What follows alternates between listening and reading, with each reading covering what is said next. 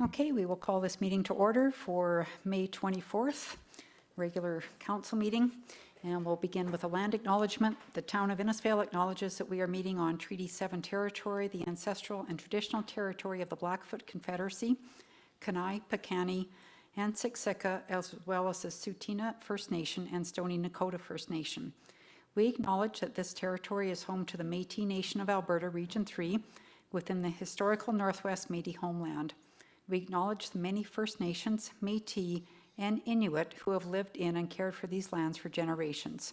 We are grateful for the traditional knowledge keepers and elders who are still with us today and those who have gone before us. We make this acknowledgement as an act of reconciliation and gratitude to those whose territory we reside on. 2.1, are there any additions or deletions? No? Okay, can I please have someone please make motion to adopt the agenda? I'd so move, Mayor Barclay. Okay, thank you, Councillor Harrison. All in favor? Thank you. And then we'll go into 3.1, the regular council minutes. When you're ready, I'll have someone please make a motion to adopt those minutes. I'll move that we adopt those minutes, Mayor Barclay. Okay, thank you, Councillor Bates. All in favor? And then we'll move on to 3.2, the agenda and priorities meeting and adoption of those minutes, please. Mayor Barclay, I would move those minutes, please. What? Thank you, Councillor Wing. All in favor? We'll move on to item 4.1, notice of motion from Councillor Maceros.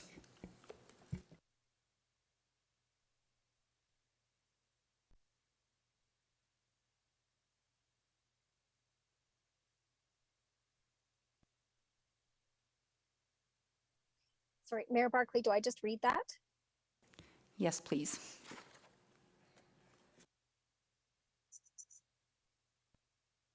Okay. Just opening up here.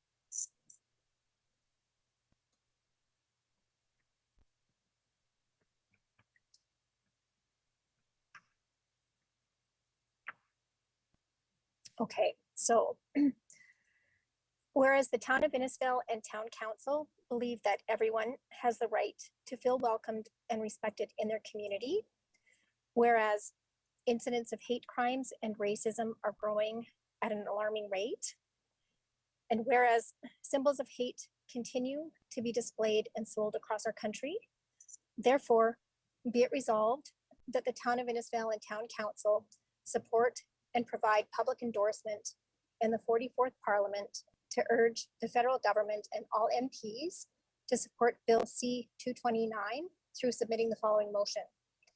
On behalf of 7,985 residents, the town of Innisfail endorses MP Peter Julian's private member's Bill C-229 banning Symbols of Hate Act.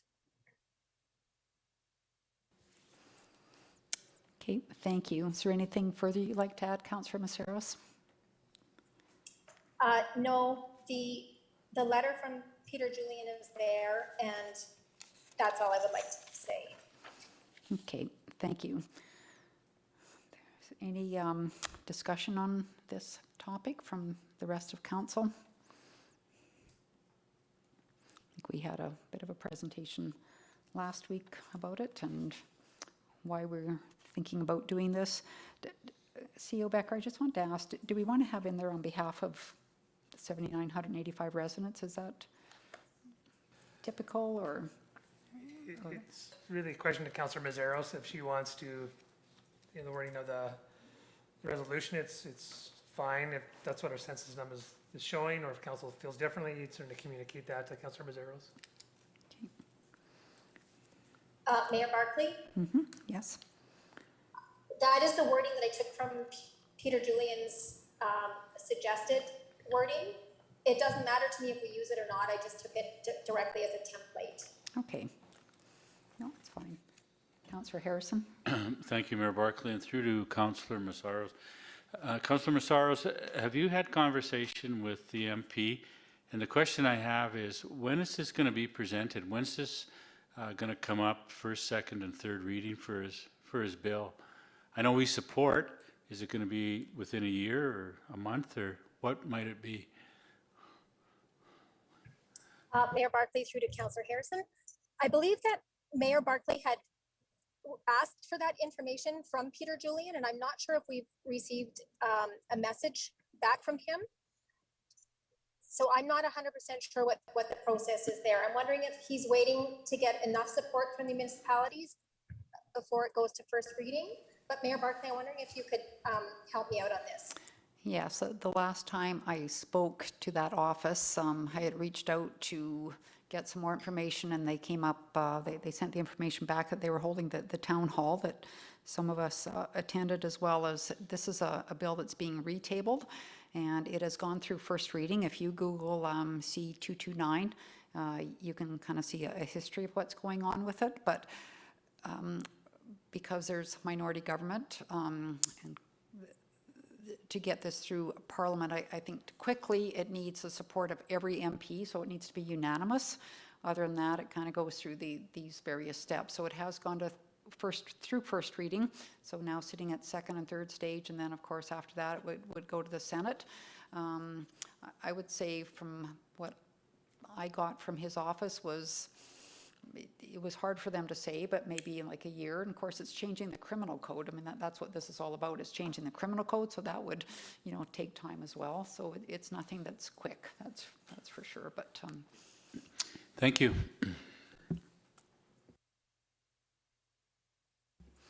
okay, no further discussion then. Is everyone in favor?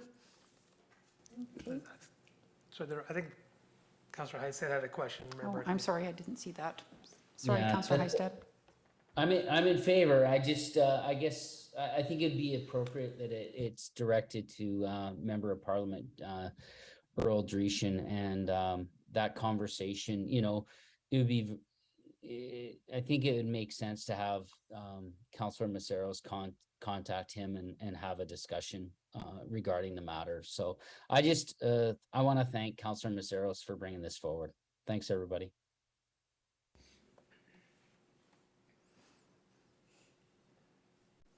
Okay, we'll ask for the vote again then. Is everyone in favor?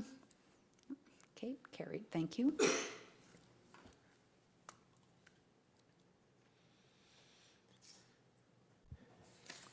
Okay, Excuse me, Mayor Barkley, I have a question about Councillor Heisted's comment. Is that an action then that I should be taking? I think probably what we would do is likely CC him on this correspondence. It's going to Mr. Julian's office, as opposed to having Okay, you thank reach you. out to him. That would be typical. Thank you. So we'll move on to 4.2, request for decision on the CEO report with CEO Becker. Thank you, Mayor Barkley. The report's there for council's review, and any questions regarding this report or anything else operationally or administratively. There's one area I'd like to add into it, though, looking for council consideration for some direction. I'll ask Director Jenkins to help me out with this conversation. It's regarding the Energy's Futures Lab Roadshow. We talked about that recently. Director Jenkins and I and Manager Shaw met with EFL, Energy's Futures Lab, representatives a week ago here at the office. Since then, they provided follow-up information to administration, which I'd like to just go through with you, seeking ultimately your direction to support to advance to host the year-long roadshow. So, Kara, if you could pull that slide up, and Megan, please interject, or if you want to.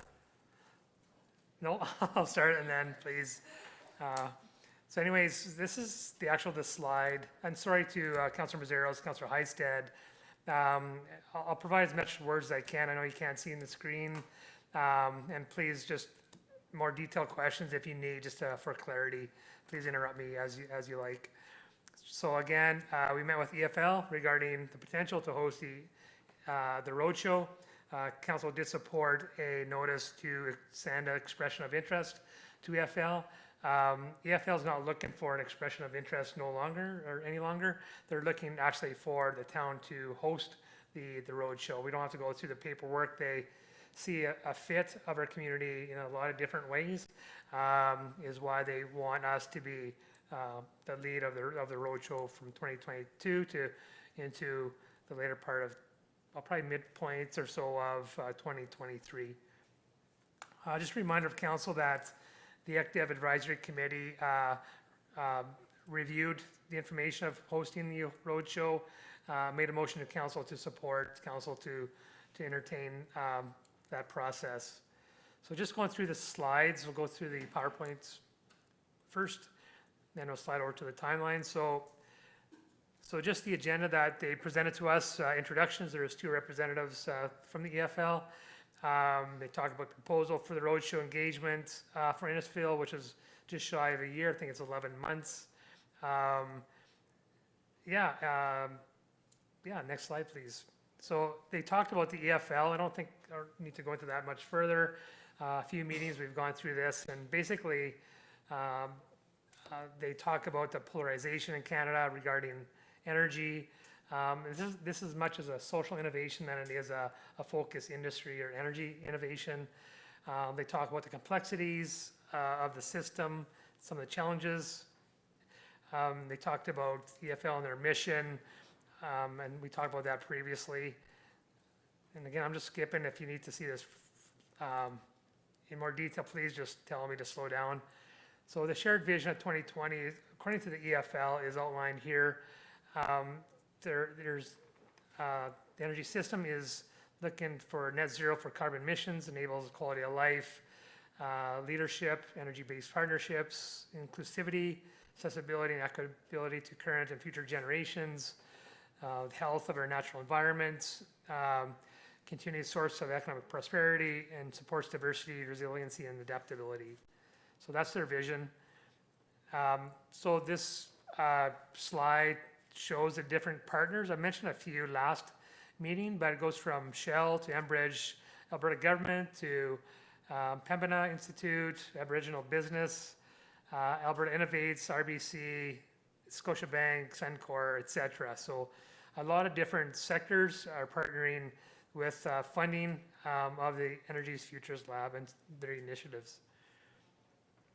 The EFL, as I mentioned, is a social innovation network or a lab, and the work that I've done with them is really talking about 2 different stakeholders, raising awareness, fostering social political acceptance, and just changing a mindset and the vocabulary and using basically energy as a means to touch on the social environment and the economics of our communities, which kind of ties into our economic development strategies. So Energy Futures Lab value proposition, the EFL assumes the role of a bridge innovator. So I'll just read this through. As we continue to actively surface challenges, the EFL invites collaboration between key stakeholders working to bridge ideas, people, and resources in a way that helps refine and develop solutions for our energy future. It also inspires alignment and connectivity across sectors while moving toward a shared vision and action plan to create the energy system the future requires of us. The value proposition also includes the system level of responses to system level challenges. The EFL is well positioned to speak for the energy system while advocating for a co-created, inclusive future that accounts for the many complexities sharing the energy sector. So 4 different challenges that the EFL are working on. They include financing the transition to future fit hydrocarbons, digital innovation for communities in transition, rural community resilience in the low carbon future, and leveraging energy transition to overcome barriers for marginalized communities. So Energy Futures Roadshow. The roadshows, it's probably a kind of a visionary statement, harnessing the combined knowledge, resources, skills, and networks of the Energy Futures Lab and its fellows. This initiative aims to help Alberta communities explore challenges and opportunities they are facing in light of energy transition. So I'll stop for a second. So change out Alberta communities to Innisfail. So Innisfail explore challenges in Innisfail and opportunities in Innisfail that we are facing in light of energy transition. So that's what we have the opportunity to participate in locally. The roadshow intention is to support Alberta community, to support Innisfail in this case, to explore the opportunities and challenges arising from energy transition in our unique context. We do this by harnessing the local combined knowledge, skills, and networks primarily within the community and through that of the EFL fellows and team. So it's totally supported through this whole process by the EFL team and their overarching fellows, they call them. The objectives of the roadshow is to enhance the participants' level of understanding about the possibilities of our energy future and explore polarization of energy issues, explore a desired energy system that the future requires of us in Innisfail, working with our workshop participants, identify and advance initiatives in areas of personal and collective action that can accelerate progress towards an energy system that the future requires of us. A few communities over the last, I think it's 10 years, Megan, they said they've had the roadshow, and roadshows are usually several months, not a year, until now. So some of the previous communities include Crow's Nest Pass, Hinton, Grand Prairie, Red Deer, Devon, Drayton Valley, Whitecourt, Athabasca, Rainbow Lake, and most recently Brooks. So what the EFL team will do, the how is we'll meet with the community members to understand the unique landscape of the region. That they do that through interviews, conduct several in-person online workshops and check-ins with a group of diverse community members interested in taking action on energy transition issues, and they support community members who take collaborative action coming out of the workshops. So just on this slide, all council demonstrates a timeline, and they are ready to move immediately based on our desire to do so. So they would, based on council's formal direction, perhaps today, is they would start organizing themselves, and we'd probably brainstorm out immediately administratively about the 3 different team components, which would include the EFL, their team, but also a community core group, which I understand would be made up of mainly admin, a CED committee rep, and perhaps a youth member is what we talked about initially. I think we need to brainstorm that out, or Megan, if you have some thoughts there. Then the third group would be the community stakeholders, looking around that 30 to 40 people in the community to really dive in and have some conversation. So they're ready to rock and roll immediately, and it kind of gives you some target dates, which can be adjusted based on what is happening in our community. I'll just take a breath there, Megan. Anything that comes to mind at this point? No, just, I guess, a bit more on the process.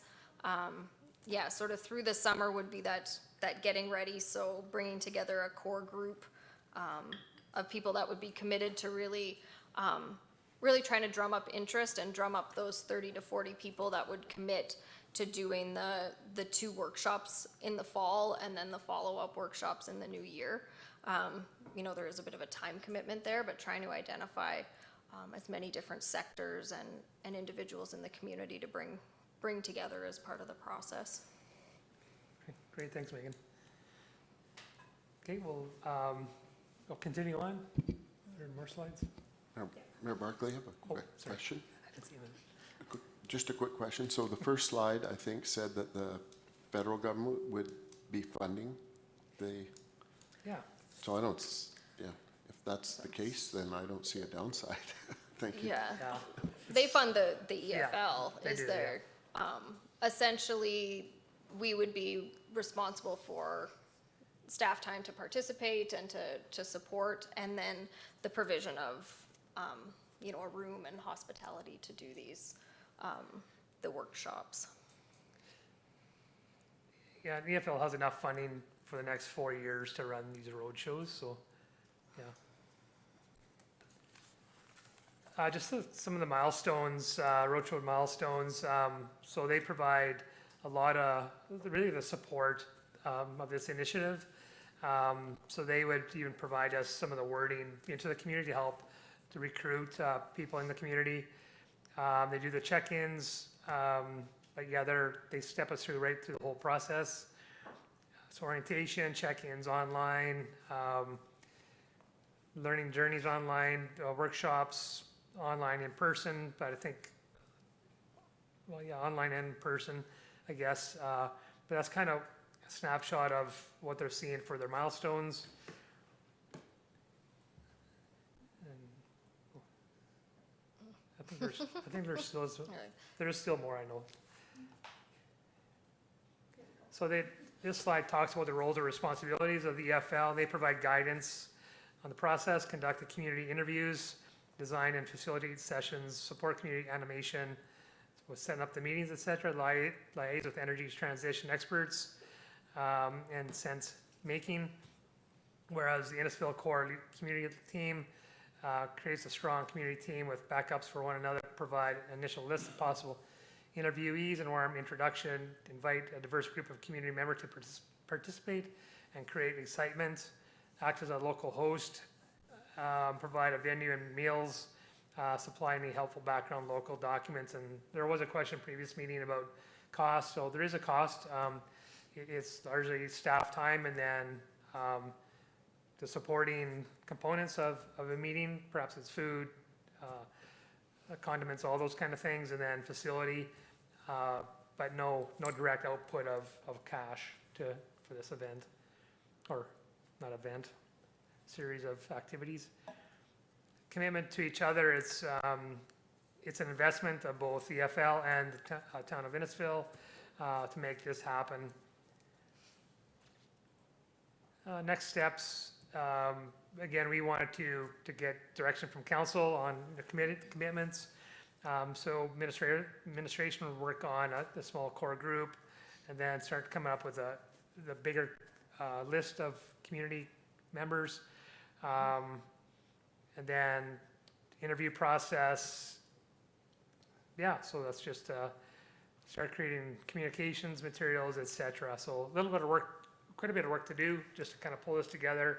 But today was the initial conversation to determine go ahead, and then we'll start our process. That's that slide. So the next other slide is, I think, more detail on Yeah, that timeline slide is probably, or the page maybe to, yeah, this one is a little bit, yeah. yeah, we kind of saw that already, so. Yep, no, that's perfect, yep. So yeah, so council, if there's any further questions, or Megan, if there's any other further comments, Councillor Hystad, Councillor Mazzaros, if there's any questions. Councillor Bates? So I do have one more relative to my first question. Are we sure they wouldn't even fund some of our work? Because if it isn't presented to them, you can't be sure. They might even fund some of the work. It didn't sound like that was a possibility, Councillor Bates. They'll fund like guest speakers or bringing in the fellows, all that kind of stuff. But if we can provide venue and then staff time and then supporting pieces, then that'd be our responsibility. Okay, it still sounds worth supporting. to me. However, there's potentially, maybe there's some sponsorship opportunities, you know, potential local companies that would be supportive of this initiative. Councillor Harrison? Thank you, Mayor Barclay. Just a question. After we've been through this process for a year, what do we get at the end of it? Do we get a nice 8.5 by 11 glossy report with some actions in it, some recommendations? Or where do we go to once it's all complete? So I guess my understanding at this point is it's not necessarily even going to be a report for the town to do things. The biggest outcomes are some of the relationships and the ways that the EFL can identify opportunities between various businesses. There may be things for the town to do, whether it's regulatory or policy type of changes, recommendations that might come out. But a lot of once they, if you scroll down just a little bit, Kara, so they have those 2-day workshops, and then there's community-led action. So that's them helping various participants or stakeholders figure out how to move forward some of the ideas that have come out of that workshop, that it's not necessarily government or town focused in its entirety. I could add to that too, Councillor Harrison. I believe they mentioned 2 communities. One, most recently, they formulated a vision for a net zero industrial park. That was one of the actions. How do they do that? I can't remember. I think they're just starting that process. But another community was pretty significant, whether it's a northern community, where they're using natural gas. There's a blend of different energy sources where they knew the one traditional energy source, if they change away from it, it would create some difficulty, economics. It's almost like a Sean Collins comments about prevention of moving certain ways. And it took them several months, but the community stepped aside. This probably it's not going to happen, but the timing is right. They actually came back to the EFL saying, no, the recommendations that we formulated, the community vision was developed, and we are moving into a modern approach to energy source with clean energy versus the more traditional forms of energy. Yeah, it was a community that, where the municipality owned the natural gas resource, or like the natural gas system. Yeah. And so it was sort of a no-go to move away from that, as it was a large revenue source. But after going through this process and then reflecting on it for a period of time, they did actually come back and are gonna work with the lab to figure out how to start to transition that as well. Sounds like a southeastern community to me. No. No? Okay. Just a lucky guess. Just a follow-up, part of the core community group, is that going to be regional? Have we thought about inviting some of our regional partners to that table, or? Mayor Barkley, Councillor Harrison, yeah, we haven't even got to that stage yet. Yeah, I know we haven't, obviously your vision is important. But yeah, we don't have any names or organizations to even propose to you right now. Thank you. Councillor Wing? Thank you, Mayor Barkley. Just sort of at that 30,000 foot level, it's interesting to me, the language and the action actually sounds an awful lot like our community economic development plan, as far as saying we'll help to put that infrastructure in place, but then to move forward, the community needs to own some of this. So having the right people involved as we put these groups together will be important for sure. I wonder about some of the relationships that have occurred as a result of the mayor's business. I'm sure there are probably some people pop into mind. Just one other question though, I'm just curious about from an Energy Futures Lab perspective. Natural Step Canada, is that an offshoot of Natural Step that started in the Scandinavian countries? Is it associated with? Don't know. I'm not sure. Just be an interesting bit of background, because the Natural Step is quite renowned globally as far as their efforts. So I look forward to this. I think this is great. And maybe the Prime Minister himself will come and shake Gavin's hand when he delivers the check. So, CEO Becker, do you see a role of council in this someplace? Not so much in the core group, but, I think from the education piece, I see, the decisions kind of come here to be made, and when we can increase our knowledge around energy transition, it's really important, because you can see where a lot of these conversations are going, and I think the better educated we are, the more we understand, the better decisions we can make for the future. So just wondering what your thoughts there are. Sorry, Mayor Barkley. Council's it, in my opinion. You're representing the whole community. However, you're the primary stakeholder, but you're the owner too. This is your initiative. You're supporting this initiative. It supports your economic development strategy. I think we need to talk a little bit about how do we, leverage your expertise, your knowledge, your engagement with the community, to its full potential, to be honest with you, and not just as a stakeholder, because you're definitely more than a stakeholder. So I think we'll have to chat about that. How do we demonstrate the champion of this being council? You're right, likely not in the core group, but there's probably a really important role. Well, there is an important role council needs to play with this as the spokesperson people for this initiative and represent the community. So we need to chat a little bit more administratively, but back to council too. Yeah. Well, I will make a motion that we move forward with the Energy Futures Lab and give administration the go-ahead on this. I think it's very exciting for Innisfail, and thank you, CEO Becker, for being involved in EFL and bringing this forward to us. I think it fits so well with everything that we're doing. And any further questions or discussion? Nope. Okay, all in favor? Okay, unanimous. And did you have more to your CEO report? A little bit? No, it's there for council's review if there's any questions.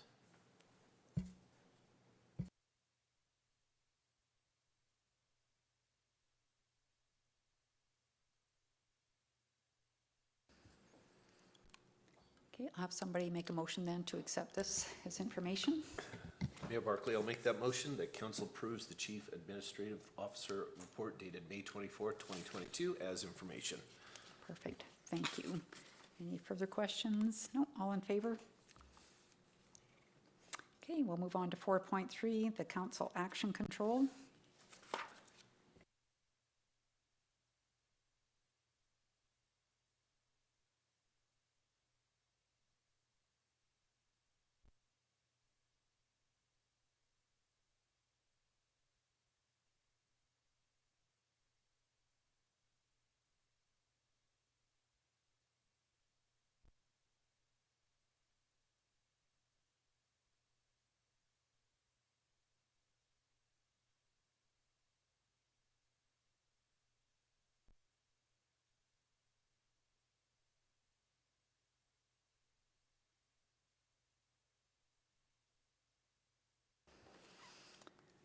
Okay, if everybody's okay with that, I'll have someone please make a motion. We accept this as information.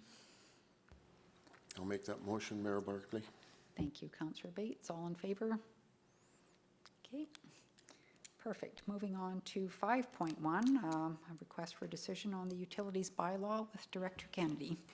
Thanks, Mayor Barclay. So further to our meeting from May 16th, we have reviewed the proposed amendments for the 2020 utilities bylaw. From the review, we would like to propose the following amendments. Amendment to section 3.19 to add all owners of the property, just for clarification to the statement. Addition of the use of alternative wastewater services, sections 4.29 to 4.31. This provides a clarification on when private wastewater facilities are permitted and when they are not within the town. Addition of the foundation drainage sump pits, as well as the garage sump pit section 6.55 and 6.56, just for clarification again on some inquiries we've been getting. Additional enforcement section 8.2 was added as it allows for a fine on violation that may be missed as outlined in other sections. Additional enforcement sections in 8.4 were added to provide alternative options for enforcement measures on a case-by-case basis to prevent limitations to our officers. Under definitions, we added or amended a few of the definitions. Number one, developed property, meaning any residential parcel of land that has fully or substantially developed for a significant period of time, but has not been previously fully serviced with water or wastewater. Municipal ticket shall mean a form prescribed by the Chief Administrative Officer of the town or their designate, allowing payment to the town office of the penalty specified by this bylaw of an offense, which shall be accepted by the town in lieu of prosecution of the offense. Outstanding payments section was extended to 45 days from the previous 30 days. Violation ticket shall mean a violation ticket as defined in the Provincial Offence Procedure Act. As well as we did add Schedule C to outline specific signs for specific violations to give clarity and allow easier enforcement. Most bylaws and acts have these schedules to be transparent on what the fines are. So I'm here to look at getting first, second, and third reading. Okay, thank you. Can I please have someone make a motion for first reading? I so move, Mayor Barkley, that council accepts and gives utilities bylaw 1686-2022 first reading. Okay, any discussion?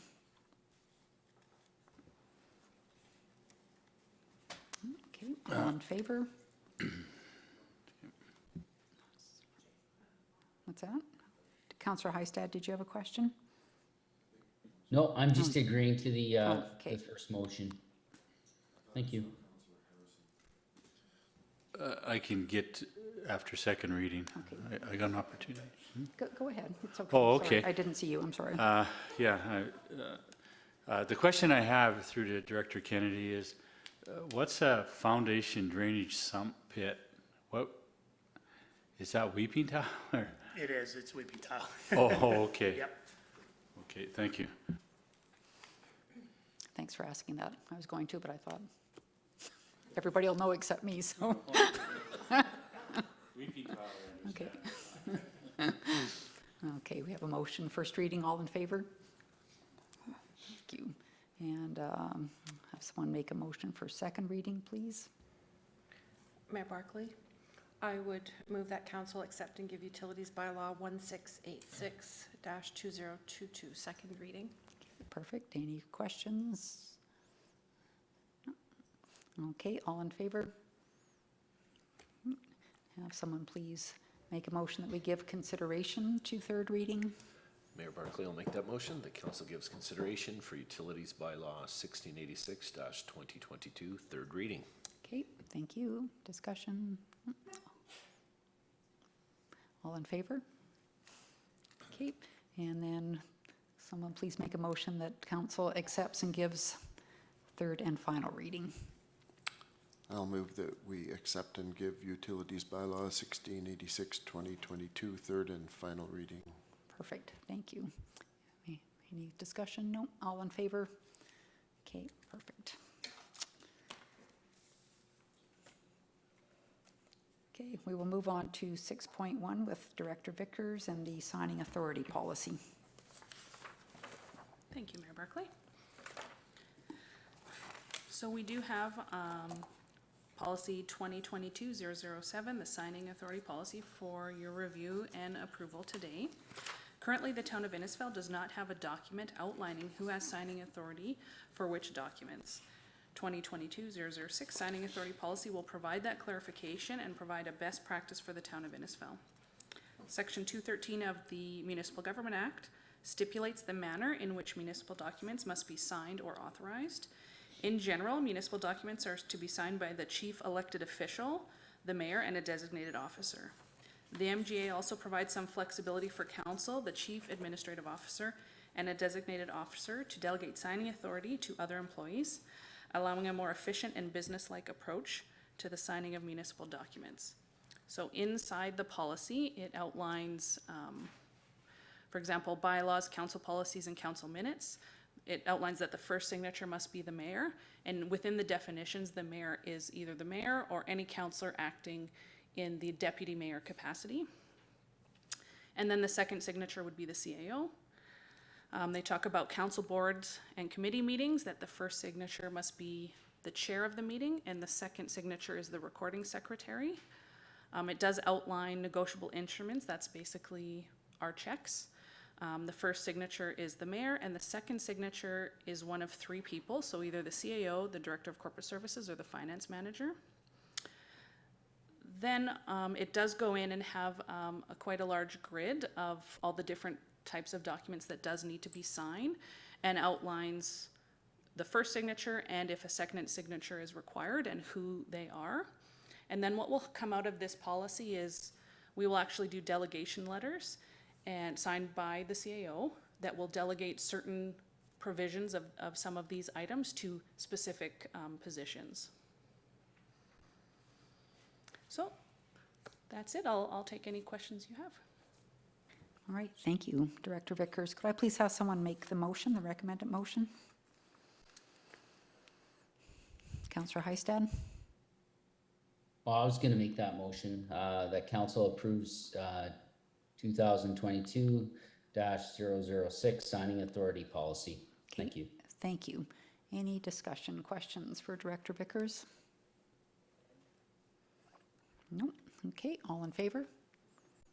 Perfect, thank you. Sorry, Chief Barkley, Mayor. You're I break, had a question. okay, you're breaking up a little bit, Councillor Maceras, but go ahead, try it again.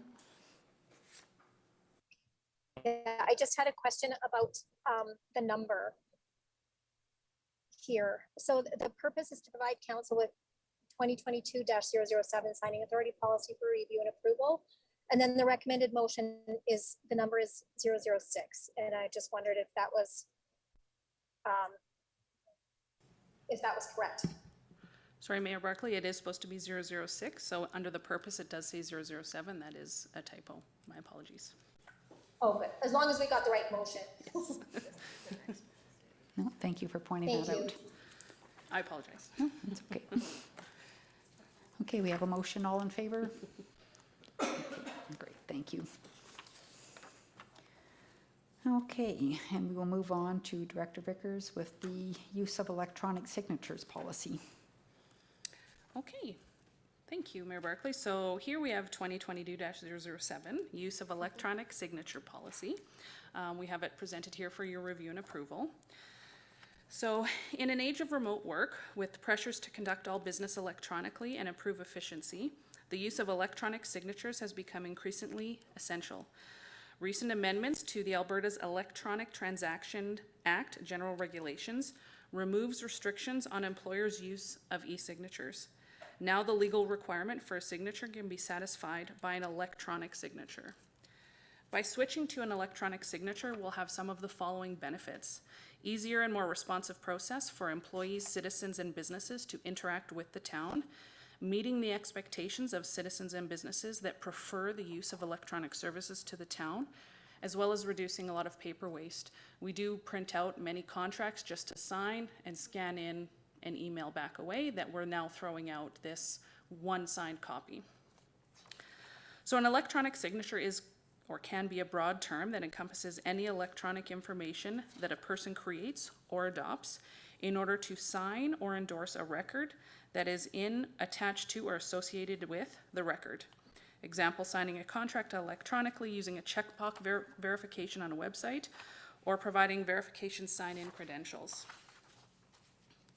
So under this policy, an approved form of an electronic signature may take a variety of forms, including a scanned copy of a physically signed document, a scanned or electronic signature applied or pasted to an electronic document, a typed name or signature block, a signature created using a stylus or finger on a touch screen, and an electronic confirmation or acknowledgement on a website. I just did list a few examples that we would be using this for. So a lot of HR documents we can start doing electronically, certain contractual documents, permits and licenses. Again, these are just examples, not an exhaustive list. And the follow, we are omitting completely. So any bylaws, council minutes, any registered documents, for example, that would go to land titles, and anything requiring a corporate seal would still be handwritten signatures as well. So if anyone has any questions. All right, thank you, Director Vickers. Could I please have someone make the recommended motion? Councillor Harrison? I move that council accepts and gives bylaws numbers 1684, 2022, Chief Administrative Officer. No, wrong. Oh, that's the wrong one, sorry. Pardon me. We're on the electronic signature one. It's up Okay. on the screen here, Councillor Harrison. I move that we give first reading to bylaw 2022-007.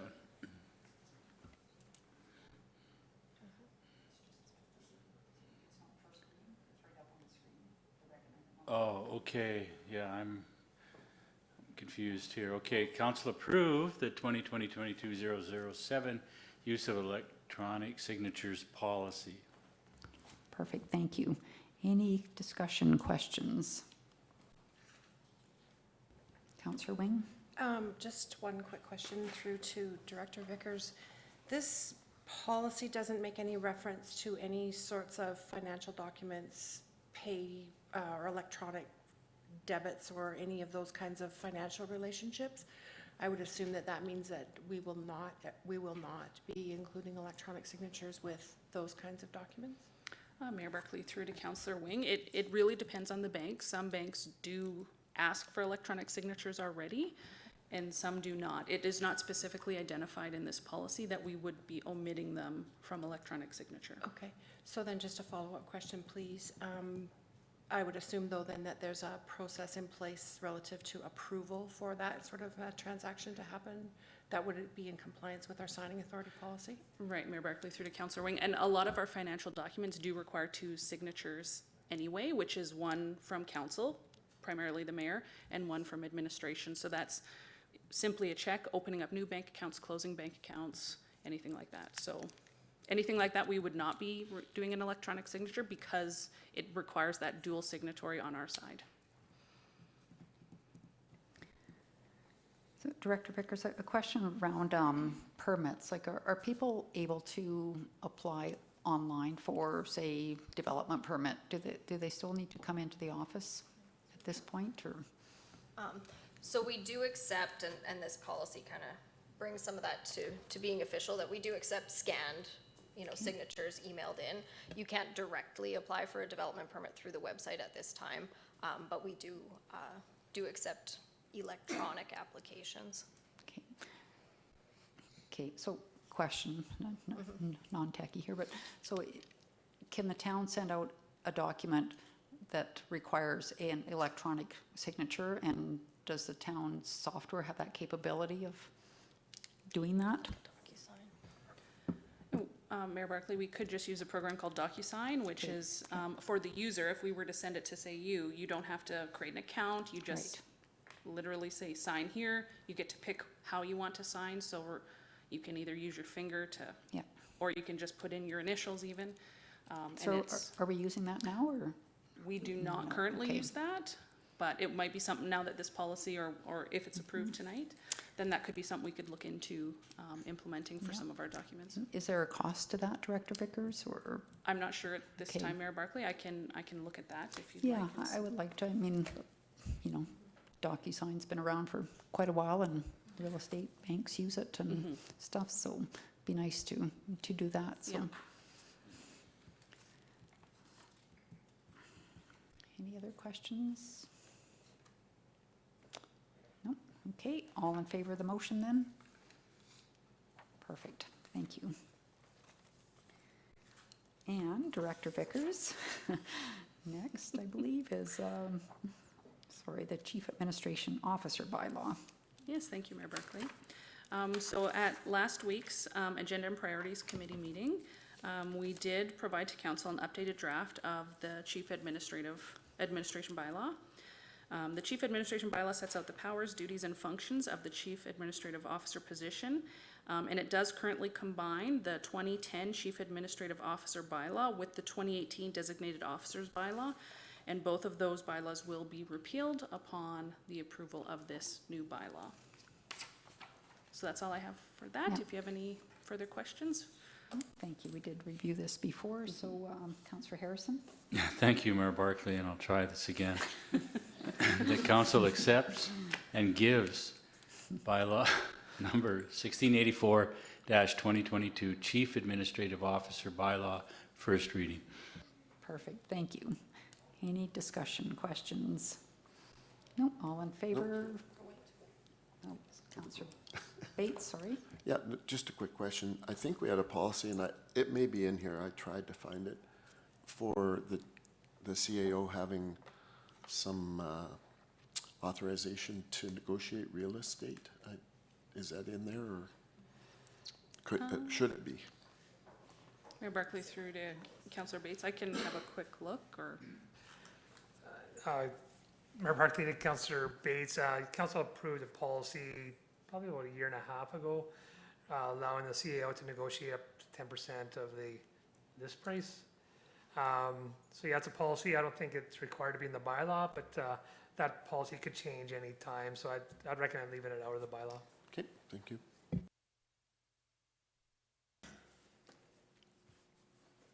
Okay, no further questions. Everyone in favor of first reading? Okay, unanimous. We'll have somebody please make a motion for the second reading. Mayor Barkley, I'd like to make that motion, Mayor Barkley. Okay, thank you, Councillor Maceros. Any more questions? Move that council accepts and gives number 1684-2022, Chief Administrative Officer bylaw, second reading. All right, thank you. Any questions? Okay, all in favor? Perfect. And have someone make the next motion that we give consideration to third reading. I'll make that motion, Mayor Barkley. Okay, thank you. All in favor? Perfect. And then we'll have someone accept and give third and final reading. Councillor Dunham? Mayor Barkley, I'll make that council accepts and gives 1684-2022, Chief Administrative Officer bylaw, third and final reading. Okay, thank you. And all in favor? Perfect. Thank you.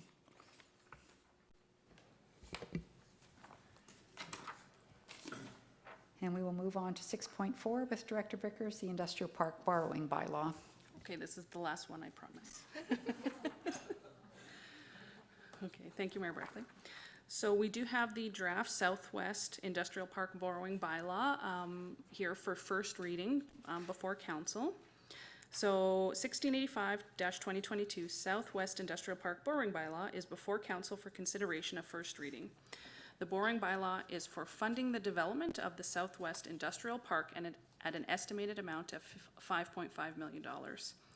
It is proposed, the bylaw proposed is a debenture over 10 years. Recovery of the cost of the development and the interest for the borrowing will be recovered through the sale of the lands. Section 251 and 258 of the Municipal Government Act outline the provisions which a municipality must follow when proposing to borrow money for construction of capital property. A capital property to be financed in whole or in part by a borrowing bylaw cannot be acquired or started unless the bylaw authorizing the borrowing is passed and validated. Borrowing for a capital property with a term longer than 5 years must be advertised. The expenditure for the capital property must be included in a budget, and the term of the borrowing must not exceed the expected lifetime of the capital property. After the first reading of the bylaw, the municipality must publish a notice based on the estimated or tendered costs in at least one newspaper circulating within the limits of the municipality once a week for 2 consecutive weeks.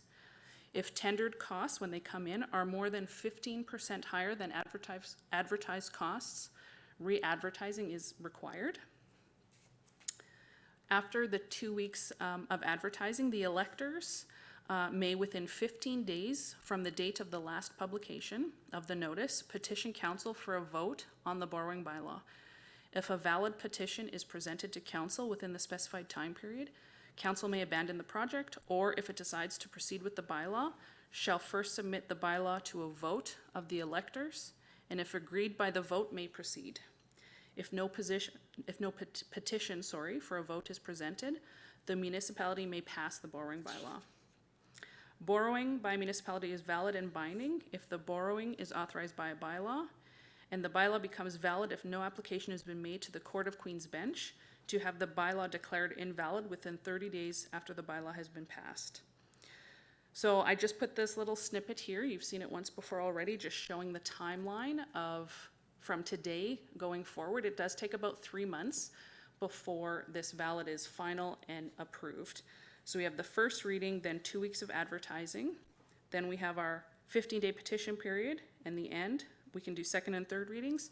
And then we do have to wait that 30-day period after it's approved before it's actually valid.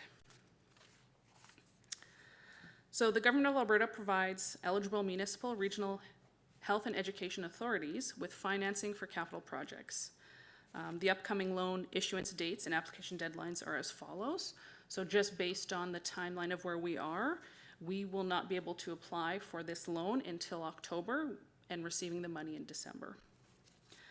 So the current interest rates were listed as of the 18th. I went onto their website and pulled them. They do change quite regularly. So due to the timeline set above, it is unknown what the final interest payment will be. Interest rates aren't finalized until about 2 weeks prior to the loan issuance date. And at that time, we will know the payment schedule, which will include the payment dates and interest amounts. The current 10-year interest rate offered by the Alberta government is 4.29%. They're fixed and guaranteed for the term of the borrowing. The loan type will be a payment of interest-only, semi-annual payments commencing in December. And the last payment will consist of the entire principal and the last interest payment, and that will take place sometime in 2032. The semi-annual interest payments will be $117,000 and just under 118, or $235,950 annually. These payments will be compensated by the sale of the lands in the Southwest Industrial Park once completed. So we do have 46.1 acres of sellable industrial land, and based on the introductory sale price of $160,000 an acre, our total estimated revenue is just over that $7.3 million mark.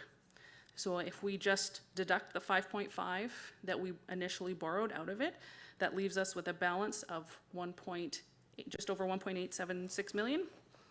And then our interest payments annually are that 235 or $2.3 million over the lifetime of the term, which does leave us with a little bit of a deficit of about 483,000. So we will cover the deficit by either increasing the sale price after this industrial price is over. We can pull revenues from a reserve, or by raising taxes in a future budget year. So a portion of the Southwest Industrial Park was sold in 2021. The balance of the revenues from that sale is currently sitting in our land acquisition servicing reserve, and its current balance is $2,951,000. And that portion is not included in any of these calculations, so it's not part of the 46.1 acres or any of the revenue calculations. So as the MGA requires that this bylaw be given public notice, it will be advertised pending the outcome of this vote on May 31st and June 7th. And we'll also post a notice on our website. So any questions? Stephen will help you. No, just kidding. Awesome. Okay, thank you. Director Vickers, speaking of red tape reduction. 5 months. Please have someone make the motion for first reading. And we can get to questions. Councillor. I have questions. So. Okay, Councillor Wing. Then I would move that council accept and give number 1685-2022 Southwest Industrial Park borrowing bylaw first reading. Okay, thank you, Councillor Wing. And Councillor Dunham. Thank you, Mayor Barkley, through to Director Vickers. So this question is coming only 7 months here on council. So we have a maximum of allowable of $14 million to have in our savings, correct? Like, do we not have a cap on how much we can have in there? Mayor Barkley, through to Councillor Dunham. So there is no current cap that I'm aware of about how much money we're allowed to have in savings. Okay. Okay, then that kind of moots my question, because my question was that seeing as though we do not have to pay the principal until after the term is done, we're just paying the semi-annual interest, then we can accrue that and keep that and utilize, gain interest on it, et cetera? Absolutely. We just chose this option to present to you. We can have a different combination where we pay a larger amount. It would be close to $600,000 a year if we wanted to not make an interest-only payment. But this way, as we sell, hopefully we'll be able to sell relatively quickly, then we will have that money sitting in our bank account to either gain interest, or we could potentially even pay off the loan quicker.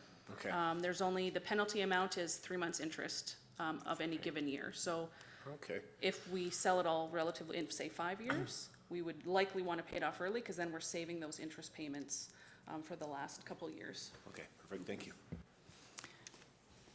Director Vickers, Are there other options besides this route for the town to go, like traditional borrowing through banks or? Absolutely, Mayor Barkley. So we can go through to a bank. I did reach out to Service, which was our bank last week, and they have not responded back. What was But- the name of them? Service? Sorry. Sorry, yes, Service. Yeah, Service.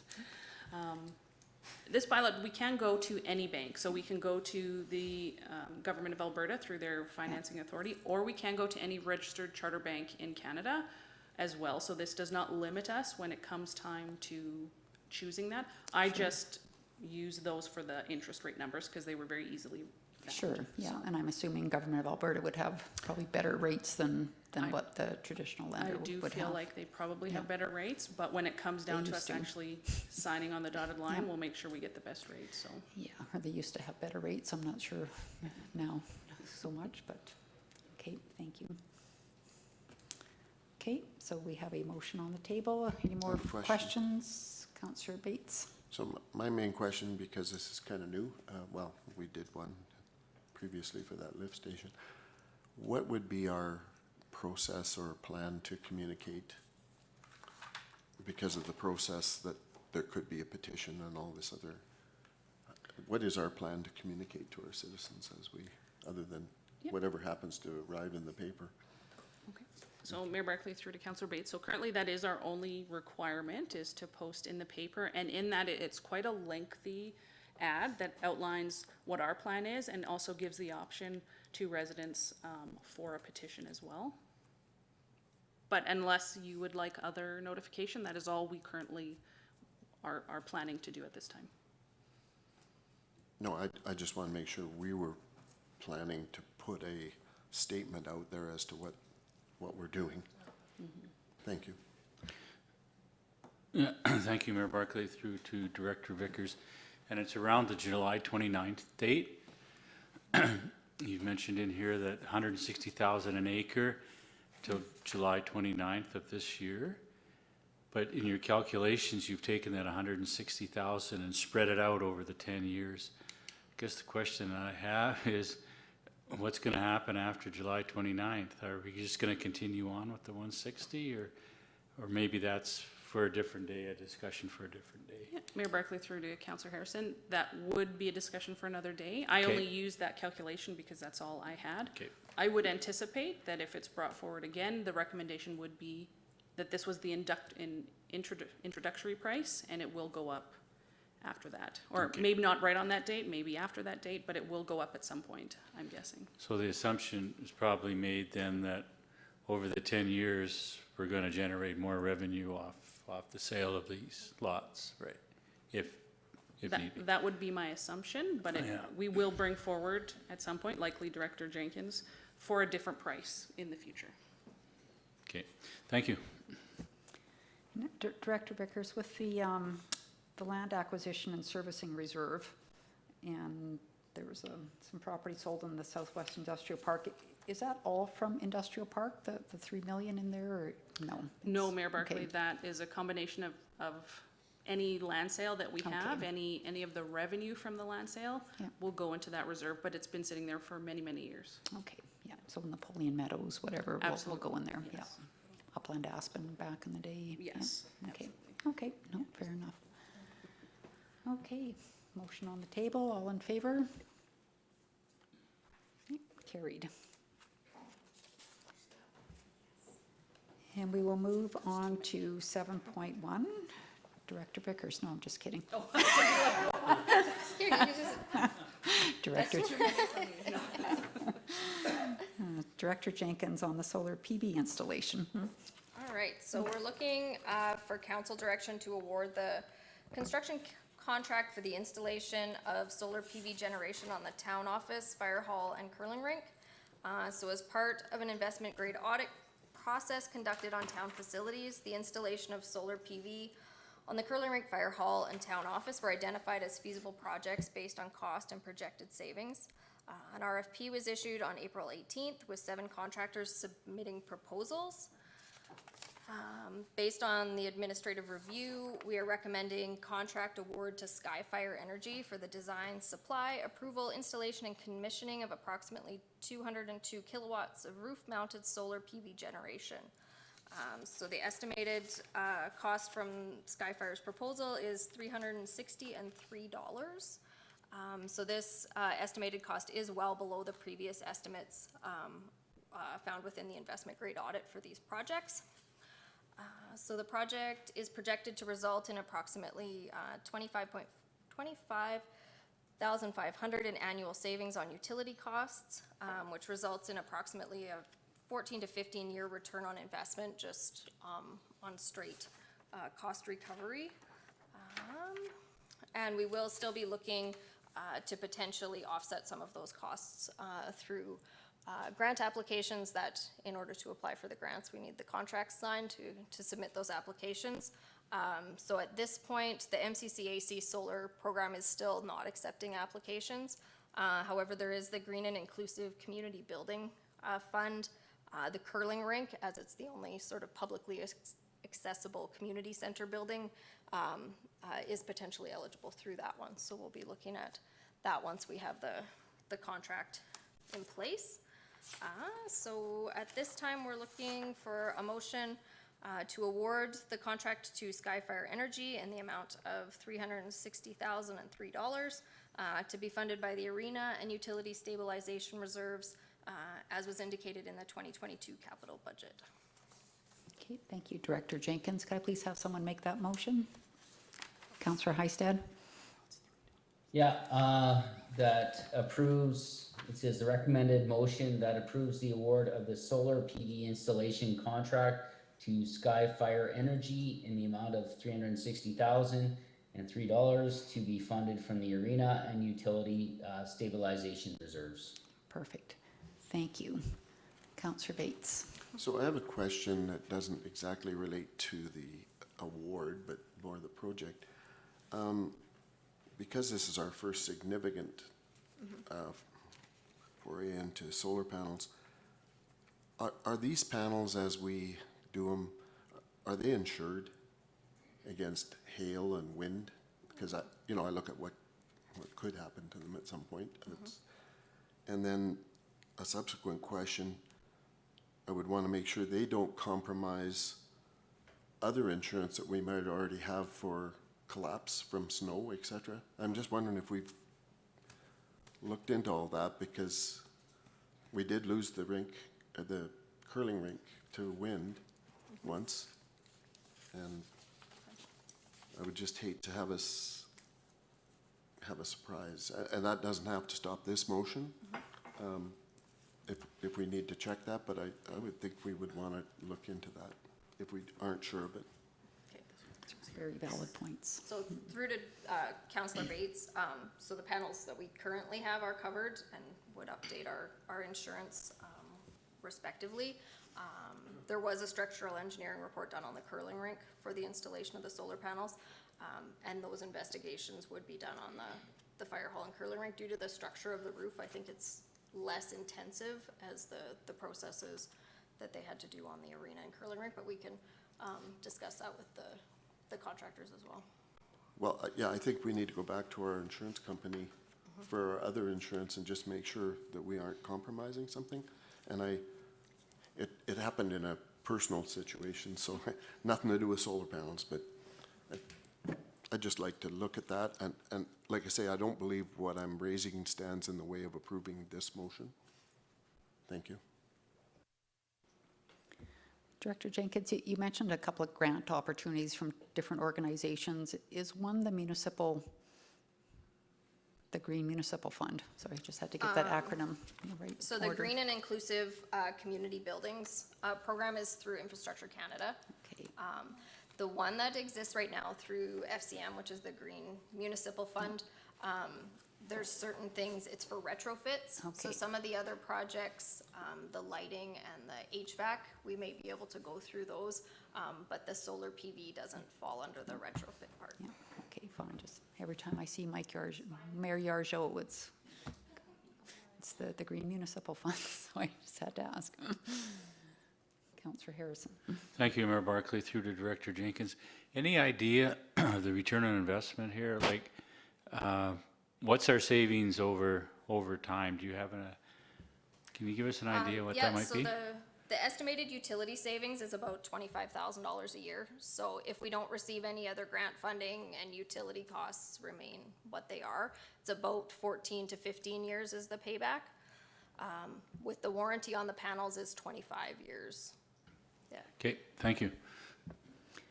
Do you remember, Director Jenkins, what the cost was on the original? 'Cause it was significantly more, was it not? It was. So the estimates for the capital investment as per the investment grade audit for the 3 facilities was $523,000. So we're at $360,000. So we're substantially below what we had originally projected for Yeah, the perfect. project. I think Skyfire does a lot. I do see them all over the place, so that's great. Okay, we have a motion on the table. All in favor? Anybody opposed?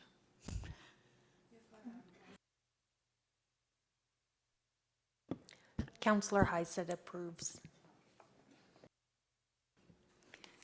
We've lost Councillor Hystad and Maceros, your picture. So oh, there she is. Okay.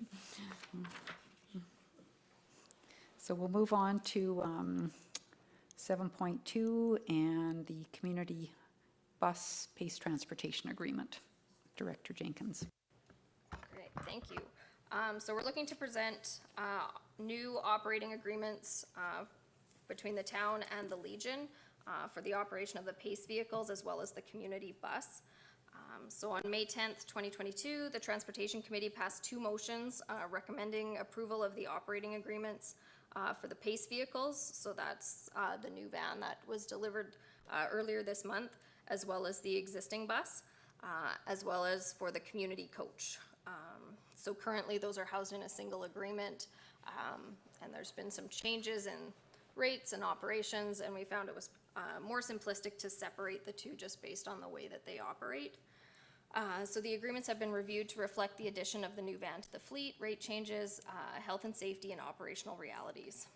So the town and Legion have partnered on the provision of transportation services for a number of years. The Legion manages drivers and bookings for both the Legion's van itself as well as the town's PACE bus and community coach. So the proposed operating agreements, just to give everyone an overview. So the operating agreement for the PACE vehicles is that the town's role is to provide repairs, maintenance, and storage.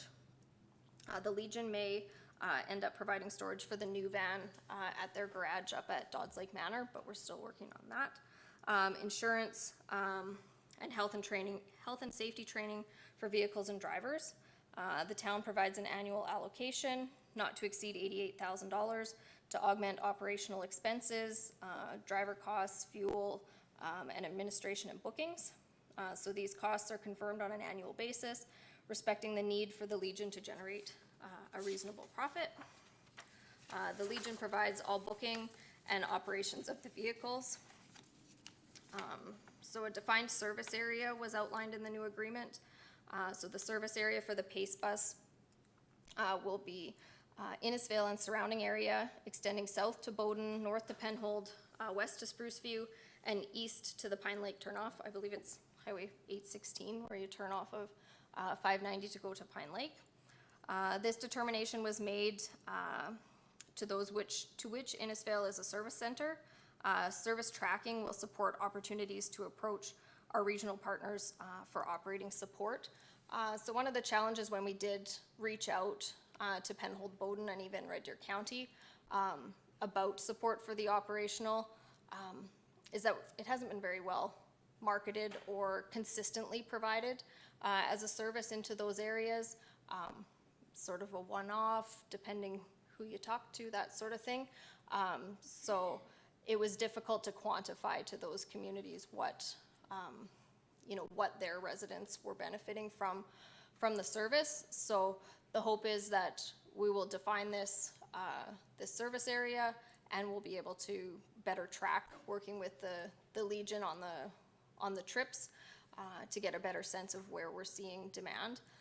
We'll also be updating our marketing material to make it very clear, where the vehicle can service and that it is available to anyone. It's not limited to seniors. It's not limited to those with mobility issues. It is something that is available to anyone within that service area. So the agreement outlines the rates to be charged by the Legion. So this maintains the $5 one-way trip within town, $25 one-way to Bowden or Penhold, $50 one-way Red Deer, Sylvan Lake, Olds, and then $250 is the rate to Calgary, which is essentially the day rate for the vehicle. And then other destinations would be at the discretion of the operator, that they could figure out an appropriate rate for those, for that usage. And then for the community coach agreement, or I guess maybe do we want to do questions on the PACE vehicles before we move into the big bus? I guess maybe I can just highlight while we're on the PACE ones that the purchase and operations of the PACE vehicle were covered in the 2022 capital budget for the new van and the operating budgets. We are anticipating capital contributions from the Innisfail Lions Club and Red Deer County. Okay, thank you, Director Jenkins. Could I please have someone, let's, Maybe do the second motion. yeah, maybe make the second motion first, please, and then we can have a discussion and some questions. I'll make the recommended motion for the PACE vehicle operating agreement as presented. Okay, thank you, Councillor Bates. So, some questions I guess I have is,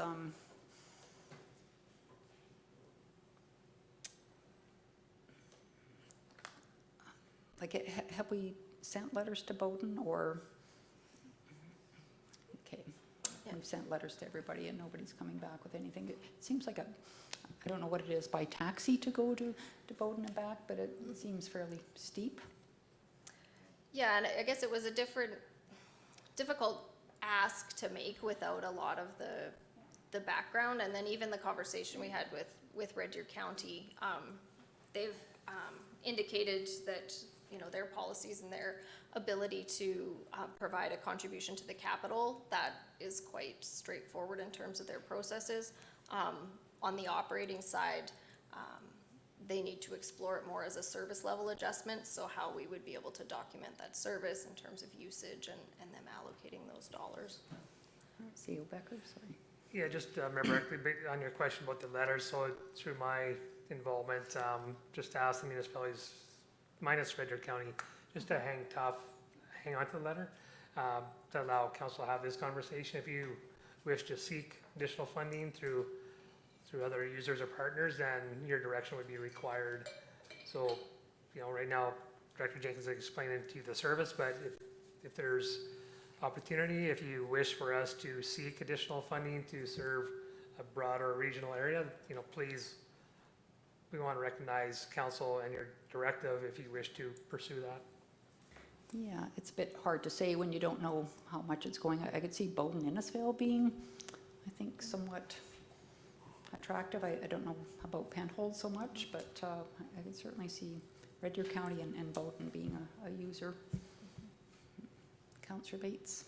Yeah, I was wondering if someone has the status of the volunteer driver program that was also being investigated, because I truly wonder about the PACE vehicle being the right one if there's just one person trying to go somewhere. So I can provide Councillor Bates an update. So the Drive Happiness program was that volunteer driver, and to date we haven't been able to recruit. I think we needed 5 or 6 drivers to warrant sort of the launch of the program, so that there would be enough availability for people to actually be able to call and access the service. So it is something, and I know Red Deer County is also looking into Drive Happiness, and it's getting a little bit more traction, so potentially it will still develop into something feasible, but at this point we haven't been able to get that volunteer base. Well, I think we were close at one time. I know a couple of people that had put their names in and were waiting. But what I look at is, I know I had a friend that I drove last summer to Calgary, and I'm just visualizing one person riding in even the smaller Pace vehicle. It seems like a lot of vehicle for one person to be going to Calgary, and even if we could get it up partially running, it might, I don't know where it got to. Like, we needed 5 drivers? I believe it was 5 or 6 And drivers that signed on. So it was a and program where they would drive their own vehicle and we would just subsidize it somehow? They would drive their own vehicle. The Drive Happiness group dealt with the sort of the dispatch and the connection component. Anyway, maybe, yeah, we're not gonna solve it here, but I'm thinking we need to kick that one around a little more. Thank you. Has that been discussed, Director Jenkins, at the Transportation Committee recently, or? Not recently, but with Red Deer County received a grant to conduct a feasibility study on transit and transportation in the region or within the county. So they'll be exploring a range of different options, from transit to on-demand service to these types of things. So we're hoping to be involved in that process with them as well. That's great, yeah. Councillor Wing? Thank you, Mayor Barkley. I'm curious, Director Jenkins, about, do we have any opportunity for people that are not able to afford $100 to go to a doctor's appointment in Red Deer? Do we have a subsidy program that they can apply to, or have service clubs been asked to help out with that perhaps? Through to Councillor Wing, we have seen a pretty good uptake of our fee assistance program for use of the PACE vehicle. So that is only open to town residents, so they can get up to $200 annually. That's not going to get you to a lot of doctor's appointments, but we have also had conversations about looking for sponsorship for things like, Tuesday is Food Bank Day, so perhaps there's a business that wants to sponsor all trips to the food bank on Tuesdays. Maybe that's only $40 or $50 a week, but we could make different types of opportunities like that. Okay, thank you. Councillor Heistad? Yeah, I'm in favor of the motion itself for the PACE bus. One of the comments that does come up at the age-friendly committee meeting is that one of our members, Ron King, had mentioned that it would be good to promote the bus, the second bus that we do have, maybe in coordination with the Legion. And seeing that the rodeo may be coming up soon, that may be another opportunity to showcase our, the buses that we do have in the area. And, especially thinking about Bowden, Innisfail, that connection there. And I think if we can coordinate something like that, it helps promote it and the good work that we do as a community. And as my comments about the other communities not jumping on board, it's unfortunate. My recommendation would be just to, further get the data and then come back to them in the future. Thank you. Just one other question, Director Jenkins. It says that the Legion is going to store the new van. Where are they storing that? So I actually haven't heard the outcome of it. They have the garage at Dodds Lake Manor. In the parking lot there is actually the Legion's garage. So they were looking into whether this vehicle would fit inside there, being that we don't have anywhere at the town shop to store it inside.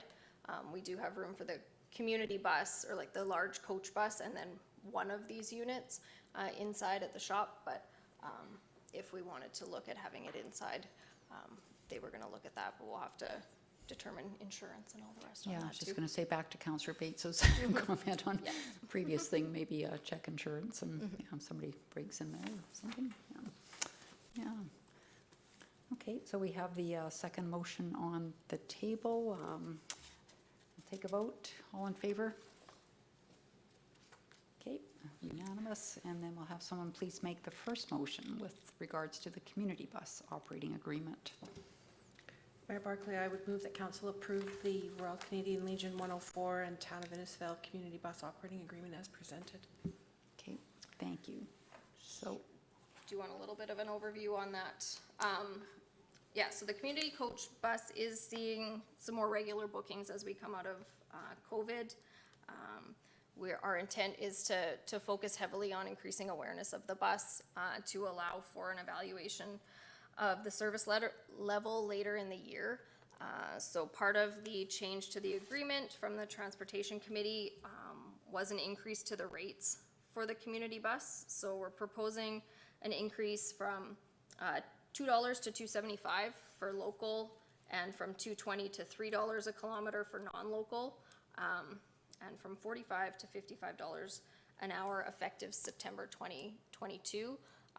So if the change is approved today, then we're able to communicate that to the Eagles and some of the users that would be looking to use the bus on a regular basis, largely a result of increased fuel costs. Yeah, and the reason for the sort of kilometer rate and the hourly rate is depending on the use. The Legion has the flexibility to pick the rate that makes more sense. If they're going a long distance, not staying there for very long, turning around, coming back, the kilometer rate is better. But there was an example at the last Transportation Committee meeting where the bus was used. I think there was a Legion conference or something in Red Deer, and it was kind of shuttling. So it really wasn't going very far, but it was being utilized for the whole day. It was sort of a on-demand shuttle. So it does give them the flexibility depending on the nature of the usage. The only other rate change right now, so the operator, that's the Legion receives a commission of 50% of all charter revenues net of GST, and then a monthly payment. Previously it was 20 cents per kilometer revenue will be paid back to the town. That's going to increase to 25 cents per kilometer revenue paid back to the town on the community coach. So again, with the new van, really going to roll out a marketing and communications campaign to increase awareness, to really be able to evaluate the usage, who's using it, and the feasibility of that community coach bus. okay, thank you, Director Jenkins. With respect to the bus, you know, we've talked previously about the lifespan of that bus, and you know, if the outcome, I guess something to think about going forward, if the outcome of keeping that data and seeing that it's used, is the town of Innisfail then going to consider a new bus at some point, because that $450,000 bus is likely $800,000 or $1 million now, and like is that, so I know we talked about selling it, but at some point in time, but.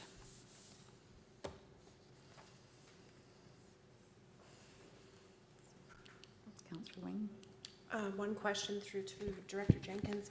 Are our major users of the bus aware that there's going to be an increase?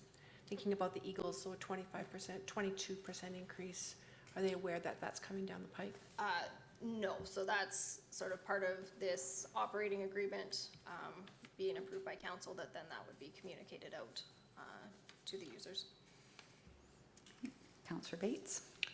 So I do remember when we toured the shop, talking to the maintenance folks, saying that the big bus, it would be better if it got run more, that there's certain things that happen to come up when they dry out, like the seals and stuff. Is it also, my other question was, is it still restricted in province? Is that by our insurance? That is my understanding, yeah. And should we recheck just to make sure why that was? Because if it is, you know, if you think about its use, if it can slip into Saskatoon or over to Kimberley or things like that, it does give it a whole lot more. Just recheck if we could, just to see what that was. Yep. I think it had something to do with competition with. It's insurance? It's insurance. I remember that. Yeah, it's more to do with our operating authority, I believe, through Alberta Transportation or Transport Canada, that part, but we can look into that. CEO Mayor Becker. Barkley, Councillor Bates' question, I believe we can still take it out of province, but it has to be in an application submitted, I believe. I think you can get a temporary out of province. It's just something we couldn't do. Just the requirements for us to do a constant out of province license was just exhaustive. So we didn't go forward with that. Okay, but because we don't know as we're sitting here, I think we need to get that information and then have it available to a potential charter that, Mayor Barkley, we do have the information, we just don't have it readily available Yeah. this afternoon. but yeah, you might get somebody that on that one-off that would take it a small distance out of the province. Does council wish to hear back on that one, or is that left to administration? I don't need to hear it back, but I'd like to know in case somebody asks me. Okay, so then we'll bring it back. So, and Director Jenkins also, I know at one time we spoke about who was able to rent this bus. One time we were seeing kind of non-local groups renting it, which wasn't really the purpose of it. Is that now kind of back more community-based, where it's the community that's able to rent it, and we're not competing with bus tour people? I guess, yeah, so through to Mayor Barkley, so there is still a local and non-local rate. There's nothing in the agreement that preempts someone from booking it, if you're not from the area. Okay, because I thought last term that we had decided that that community bus was bought for community groups to use, and that's kind of where I thought the direction had been going with it, but then COVID hit, so it wasn't going anywhere, but, you know, because I think before I'm going back, like when I was on the Transportation Committee, I think before we'd had organizations that maybe wanted to use the bus, but it was used by, say, travel company to go on a trip someplace, and then it wasn't available for minor hockey to use or whatever, and so we were suggesting at that time to kind of pull it back into the community, and that was the focus of it, but I'm not sure what the usage is, like who's using it now, and but anyway, maybe just something to think about. Mayor Barkley, to your comments, the only way to provide that guidance would be through a policy framework. Yeah. Even so, a policy would then is there limitations on booking in advance? So we want to take bookings, that's an asset we want to use. So would we create, timing you can't book it for a month? I don't know, if Yeah, I council don't know. wishes, we could develop a policy framework for your consideration. I don't know, it was just discussion, I think, at the transportation meeting at the time, so it's, who's ever on that committee, they can discuss that and think about it, but I just remember that conversation coming up. Councillor Hystad, sorry, hard Yeah, for me to see that little hand up in the corner. My little hand. Not yours, the icon. What I was gonna ask is, would you like me to make the motion for the first motion so that because we're already debating it, if you want? That was already done.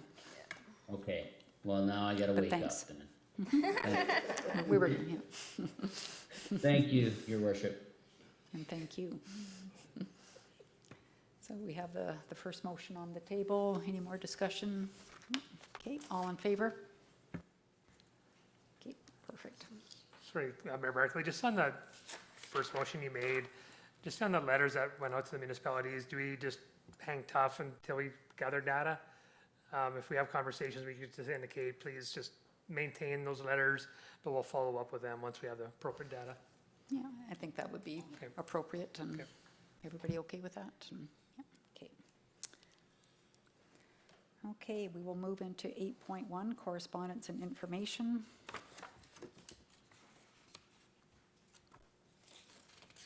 I'll make a motion to accept the correspondence and information as presented. Okay, we're going to go through it a little bit, but thank you. Horseshoe Club, porta potty request. So, CEO Becker?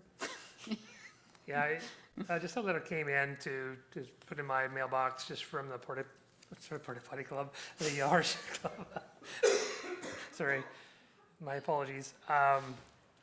Anyways, the direction I gave there's an inquiry to the operations department about having a seasonal porta potty, and actually my direction to the staff was, no, we would provide a porta potty for a special event, but we would administratively not authorize a porta potty be placed in the vicinity of the horseshoe pits seasonal. And that's why it's before you, you can certainly agree or disagree, whichever is fine.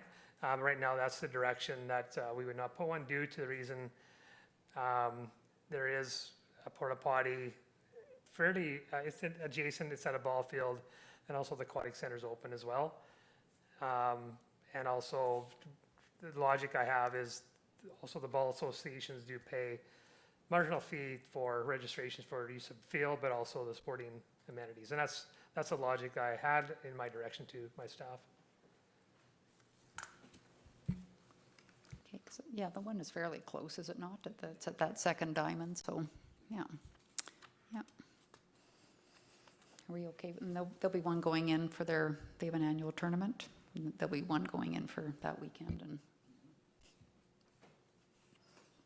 yeah.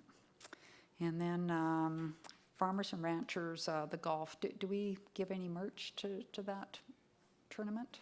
Merchandise? Have we done that in the past, do you know?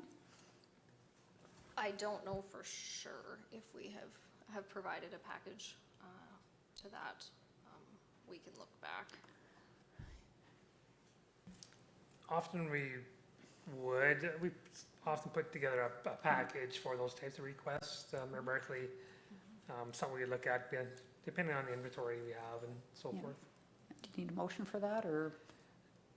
I don't think so, unless there's a more of a cash donation or a sponsorship, we would require a motion, but for the swag Yeah. kits, we can certainly do that ourselves. Yeah, I think that'd be nice to do. I mean, obviously, farm community is pretty important to our town, and so the parade requests, the parade of parade requests.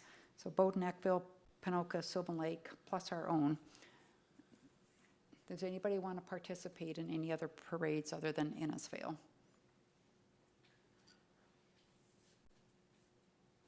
No?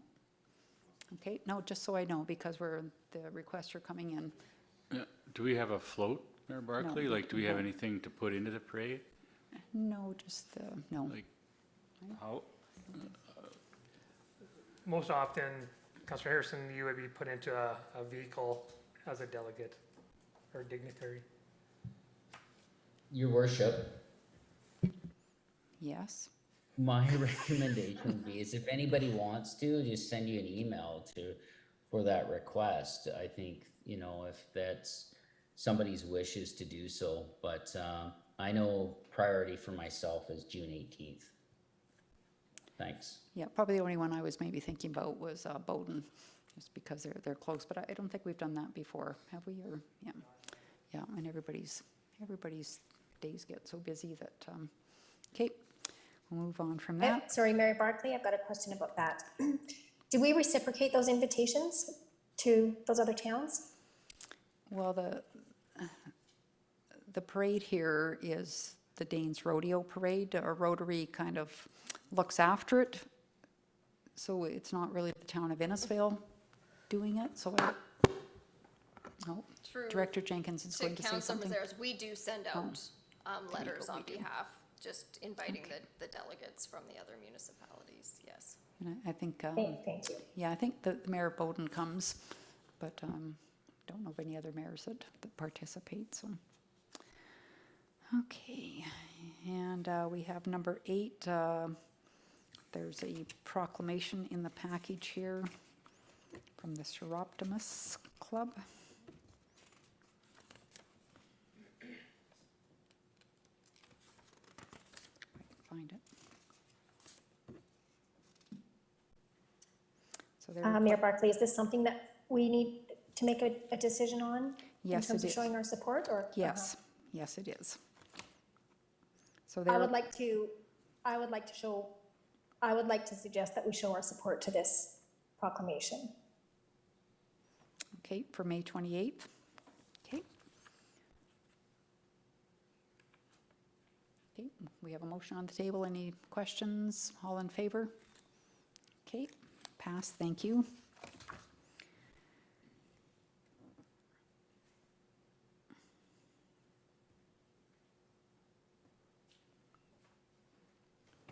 Barclay, there's also a request for sponsorship, number 1, the figure skaters. Yeah, I guess my opinion on that is be careful, a little careful, because we have Yeah, lots of athletes that are traveling all over, so I'm not sure. suggesting that we sponsor, it's, we've looked at these other sponsorships and they're part of the package, so I think we need a discussion around yay or nay.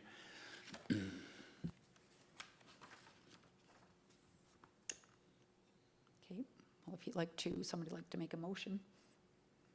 Or Pardon me? did you want to make a motion? Yeah, I also move that we sponsor to the tune of $500 Clara Sinclair and Devin Corsinger for their participation in the figure skating trials that are upcoming.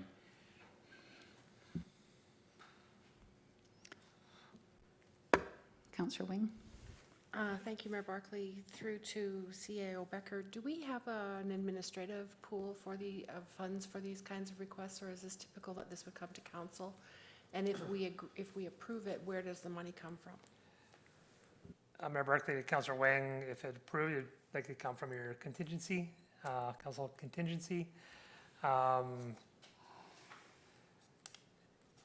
we don't have a guiding policy in these kinds of requests besides the community grant program, which might be more fitting, which is in the decision-making of the community services standing committee.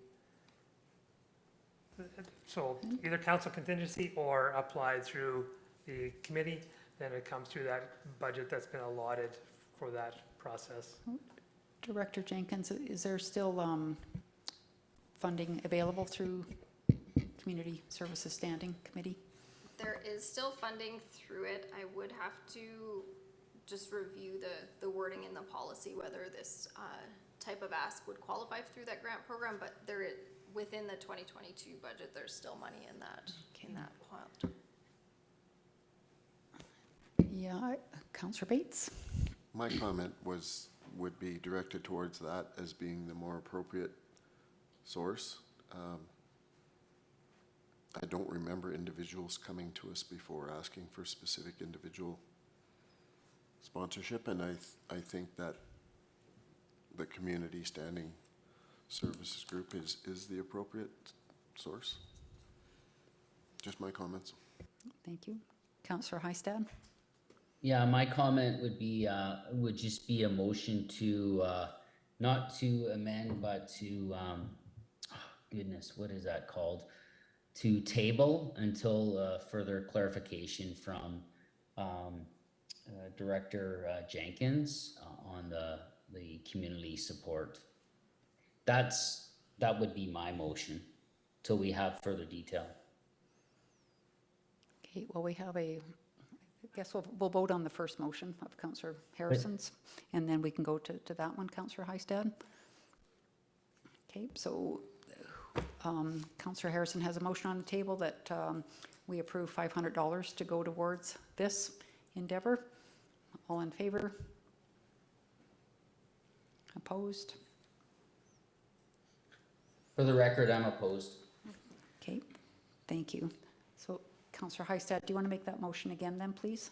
Well, actually, my motion would be, I don't even think we need a motion to, I think Probably not. for the discussion, Mayor Barclay, I believe that we, my motion was to table so that Director Jenkins would come back with the information for council.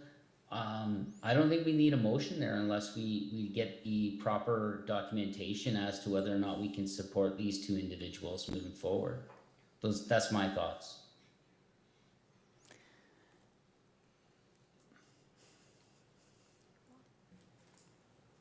If I may, Mayor Barkley, just, unless you're looking for information, we'll kind of let it be received as information. But if you're looking for some information back from administration, just clear what that is. I'm not certainly clear what I'm council's not- seeking at the moment. I'm not either. So Councillor Hystad, did you want administration to bring information back with respect to the Community Services Standing Committee and whether this qualifies?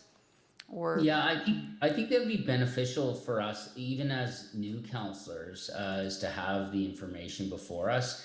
Because if we do get requests like this, then we know whether or not we can approve them or direct them properly. So does that help? CEO Becker? If I might, Councillor Hystad, if we send you the copy of the current policy, would that be helpful to you? Oh, I think it'd be helpful for me, but not only for myself, but our colleagues, you know, those, Okay. all of us around Yeah. the table. No, they will send it out to all of us. Yes. Yeah. Yeah, thanks. And we're not going down this road today, but I'm just, in your opinion, CEO Becker, do you think that it may be wise for us to develop a policy around this kind of thing? Because we do get the odd requests, or do you think it's handled well enough through CS, the Community Service, CSSC? In my opinion, then over to Director Jenkins. I believe it's quite well defined within the policy framework. That's my opinion. I know Director Jenkins works with this all the time. I'd caution council on nothing against the request, but certainly you certainly need to be cautious on budget and these types of requests. Some experience on different activities. A lot of different individuals do participate at a higher level.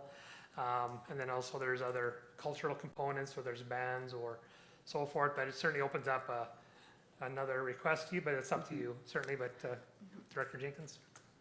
So just for some clarity on the community grant policy. So the purpose of that policy is for the provision of financial assistance to community organizations for programs, special events, or activities which enhance recreational, sport, or cultural opportunities in the community.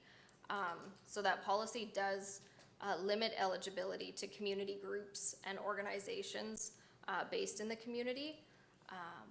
And they are intended for events, programs, and activities that are held for the enjoyment and benefit of the general public. So these types of specific types of sponsorship may not fit under the guise of that community grant program. So more so because it's individuals, or more so because it's somewhere else? I would say probably it doesn't tick both of those boxes, being that it is directly to individuals as opposed to the organization. And yeah, and it's not in support of a program that is for the wider benefit of the public. Yeah, no, good enough. Okay, thank you.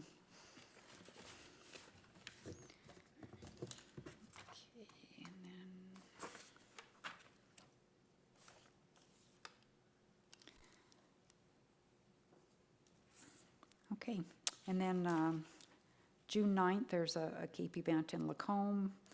If anybody's interested in that, maybe Kara, we could have an email go out about that and see if anybody would like to go. Okay? All right. We will now move on to, or no, I guess I need a motion to accept the correspondence. What's, oh, did he? Oh, yeah, he did. Yeah, that was quite a while ago. Sorry, Councillor that's Hystad. done. Okay. Okay, all in favor of Councillor Hystad's motion? Thank you. And we'll move into councillor reports. So Councillor Hystad, you're up first. Yeah, my comment would be, I saw the trout going into the Dodds Lake this past weekend. It was great. Going to the Oilers game, so go Oilers go. That's it. Thanks. Don't see your jerseys, either one of you. It's gonna be on in like 2 seconds. Oh, there it is. Good job. Good job, Councillor Maceras. Good job. Councillor Harrison? Thank you, Mayor Barkley, and I like your sweater, Councillor Massaros. I also attended the fish release on Saturday. It was there were a few folks out. I attended the RD Mug meeting. We had a couple presentations from, of course, the government of Alberta on drought management, And they went back in the year about to 1890 with the data that they had, and they're finding that there's been 3 large events for multiple year droughts, and we're just in one now.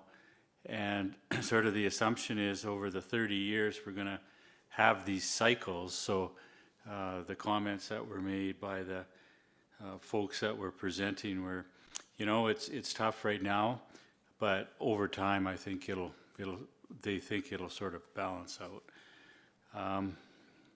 Also attended with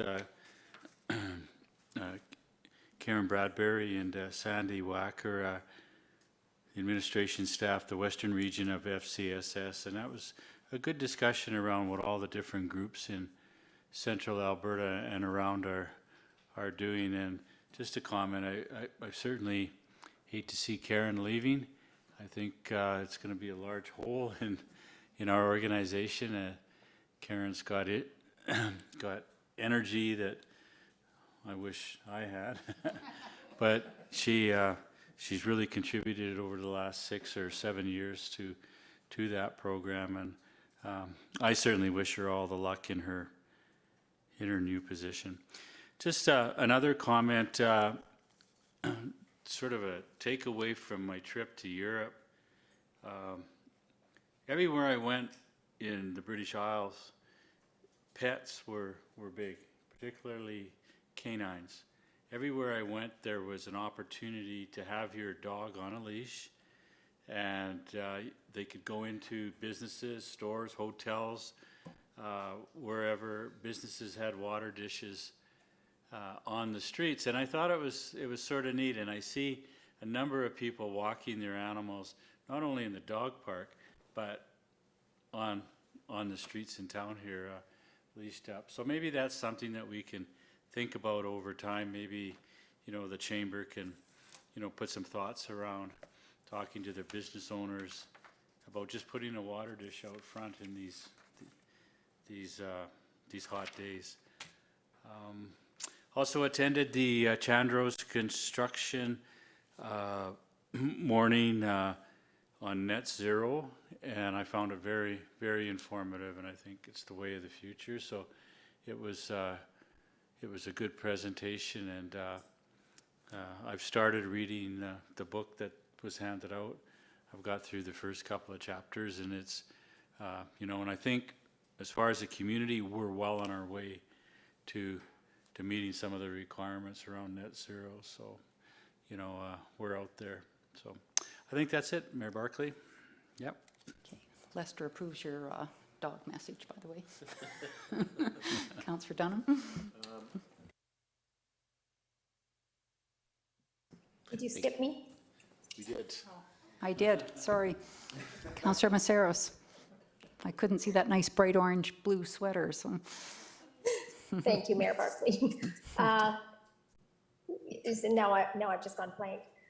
So I attended the Chandos meeting. It was excellent, very informative, and a couple of the terms that I came away with. One in particular was that talking about, instead of IQ and EQ, now they're talking about DQ, and that's a decency quotient in terms of how organizations are running their companies, and the problem with running it primarily or only for profit. And then the other kind of concept that I heard that day was the notion of, you know, we hear about, well, you know, we're pushing our boundaries and bad things are going to happen, but they talked about this notion of pushing, like we're pushing our global boundary right now as a human race. And it was a very profound speaker engagement that we got to go see. On top of all of that, we got to work in tables at the end, and we were asked a few questions about what have these topics that we heard today, how are they gonna make us think, and what are they gonna make us do? And I have to say, it was a very good opportunity. Mayor Barclay was able to talk not about what we are going to do, but about what we are doing.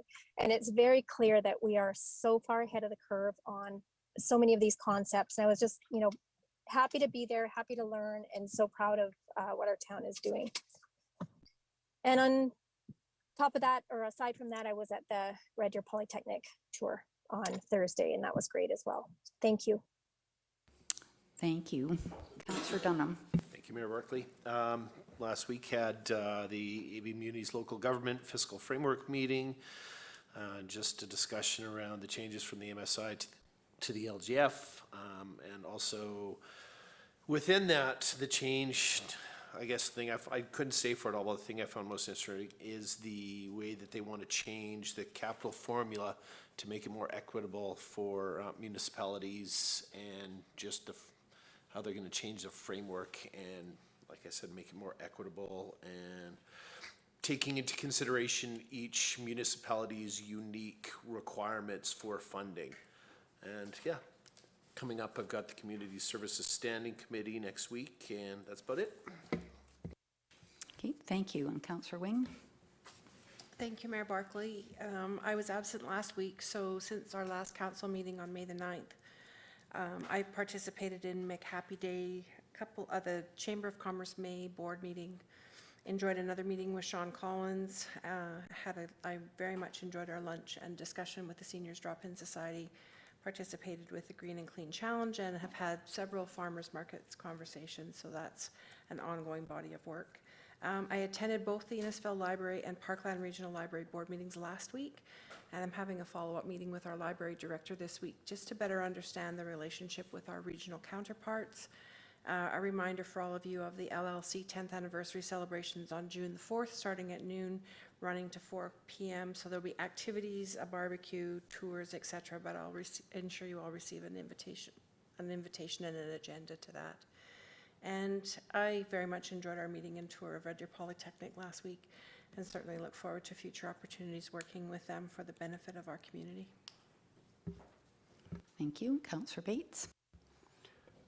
So, yeah, just the past week, I attended the Alberta Municipalities Fiscal Framework presentation. One of my takeaways, when I look at all the suggestions to fund municipalities for the reduction of MSI, it almost looks to me like there's some trend to favoring municipalities that haven't been fiscally responsible.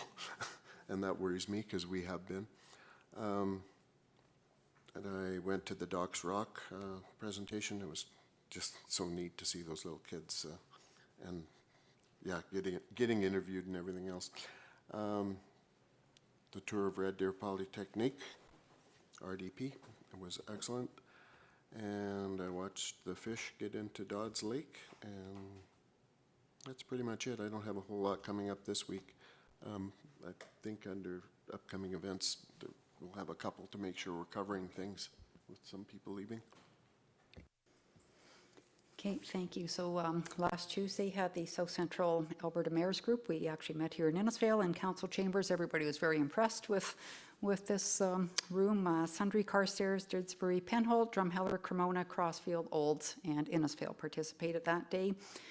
Topics of discussion were RCMP, Chamber of Commerce, different models in the respective communities, Red Deer Regional Hospital, and also safe communities. So one thing that came up around the safe communities discussion was citizens on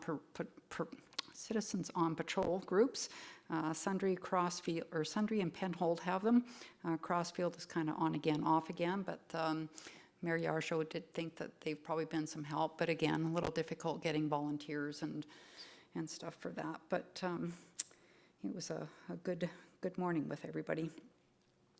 Then Tuesday, Alberta Municipalities Local Government Fiscal Framework, and I guess I would ask Director Vickers, are we going to be discussing that as a group? I know there's a survey that we're to complete by June 16th, I believe, and not everybody was able to attend that day, and I think it'd be great to share some of that information, and we can discuss as a group what we would like to see, because there's some things in there that I kind of not so thrilled about. Yeah, Mayor Barkley, I thought the plan was to bring it on June 6th Okay. to discuss at the AMP meeting. It could have been. I think, I can't, Okay.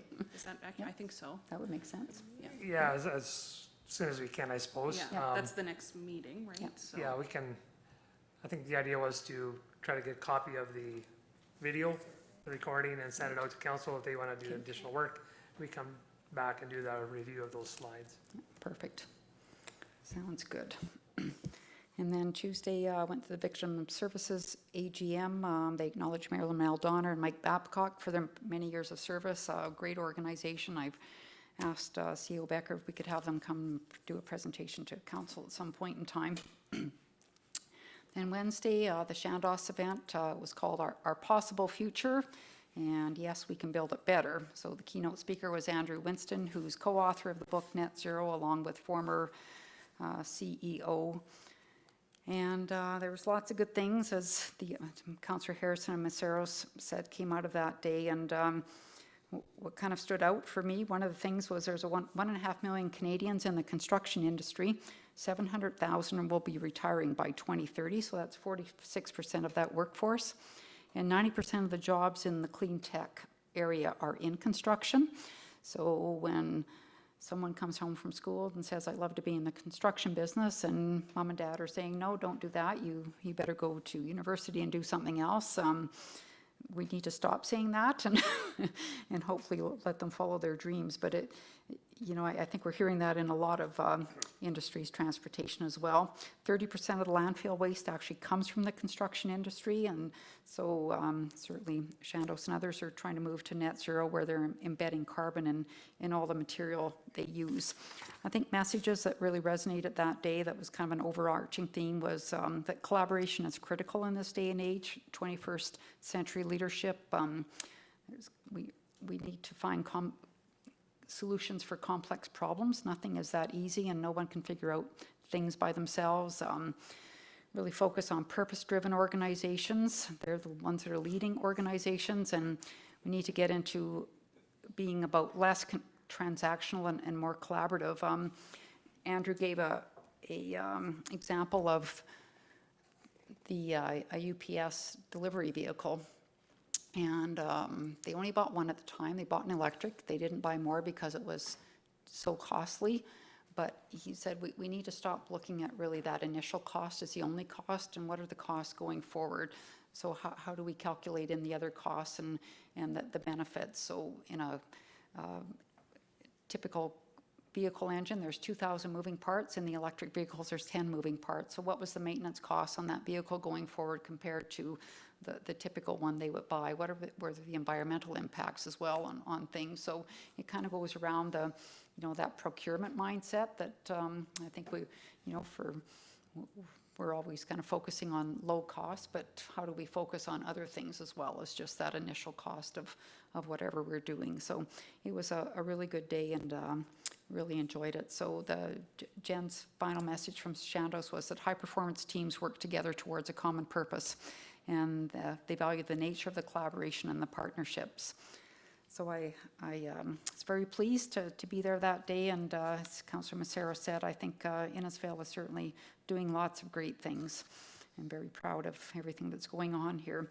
Wednesday, had a meeting with Mayor Johnson and Yarjo around Red Deer Regional Hospital. There's going to be some more information that comes out about that.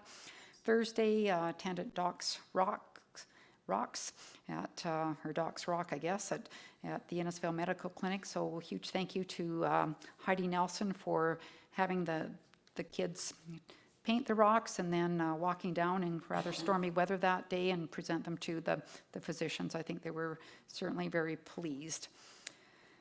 And also attended Red Deer Polytechnique. We talked that day about potentially inviting Red Deer Polytechnique down to our community and maybe having a roundtable with industry leaders. So I don't know what the time frame would be for that, whether that's kind of a June thing or maybe more of a fall thing after the new president gets on board. But I certainly would like us to follow up with that, and of course the student energy stuff.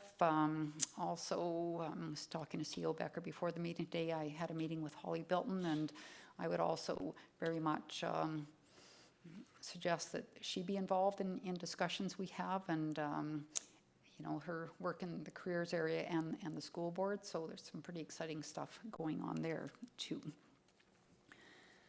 And Thursday evening, That was the zip down the highway, up the highway again.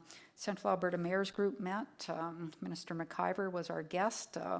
We didn't think he was going to come with everything that had gone on the night before, and of course they'd had caucus all day that day, but good for him. He got there, albeit late. He arrived maybe 6:30, 7 o'clock, so it was a very long day for him, and as usual, he was great sitting around just having casual conversation and questions about various things. I did send an email out today with some information that he had sent with it. So I did ask him about the LGFF and kind of that base amount and if they were open, because he keeps saying we're open to anything, just let us know. Like if they'd be open to even that base amount being raised a little bit. He said anything, just let them know. So important that I think we participate in that. I also thanked them very much for their help with industrial land, and certainly said they've put a lot of work into that project. So I would also like us to send a letter out to his office when we feel the timing is appropriate for that, thanking them for further work on that. And then Saturday, saw the fish go into Dodds Lake. I'm going to bring up Dodds Lake parking lot again. Are we still searching for solutions? Been by there several times. Sometimes things aren't bad, other times there's no way that anybody with a paddleboard, kayak, or anything else would be able to get to the boat launch. So I'm wondering what we can do to try to somehow alleviate some of the congestion around certainly the boat launch area so people can get in and out of that area, and whether we have maybe some parking limits inside that lot or time limits inside that lot where you can't park in there all day. I don't know what the solution is, but I really think that we need to do something so people can get in and out of that boat launch with their equipment.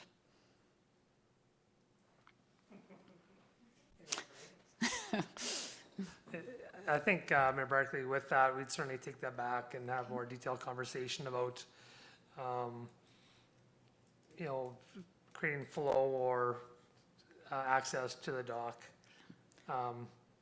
Even like a no parking sign or something at the launch, like you can't park in front of that area so that there's a path people can come in and out. Yeah, yes. Yeah, it is, it's a tough one to designate because of the area itself, and it's very small.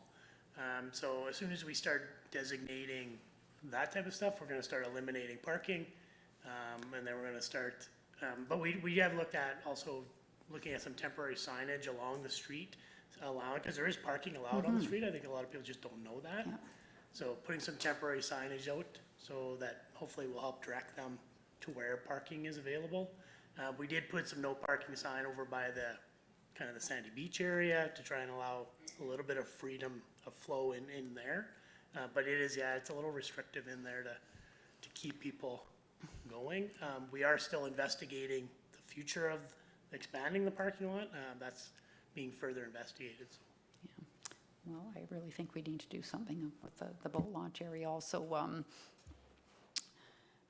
For those of us who were there, Bob Lenny was there. I don't know if he's with Fish and Wildlife or Fish and Game. Yeah, sorry, Fish and Game. And he kind of saw the number of fishers out that morning, and he was suggesting, and maybe the town could reach out, just have dialogue with him, but that the Alberta Conservation Association could potentially get a grant, and they would build a floating dock along that area someplace where they could maybe help alleviate some of the congestion. People, we saw certainly people have been walking through maybe areas they shouldn't be walking. So I guess my other ask would be, I know the golf course has some signs that stay out of environmentally sensitive areas. They're quite small. They're not big and ugly or anything. And I'm wondering if we could take a look at that as well to kind of keep people out of the cattails around the lake. And I mean, not just in there, but even along the west and north sides as well. And I know C.O. Becker doesn't like signs, but I don't know. You have anything to add, Councillor Harrison? No, Mayor Barkley, yeah, you've covered it quite well. That's Okay, good. just that you and Counselor Bates see a lot more than I do, but, yeah. Yeah. Okay. So we will move on. And is there anybody online that would like to say anything in the open mic session? No? Okay, then we'll move into upcoming events.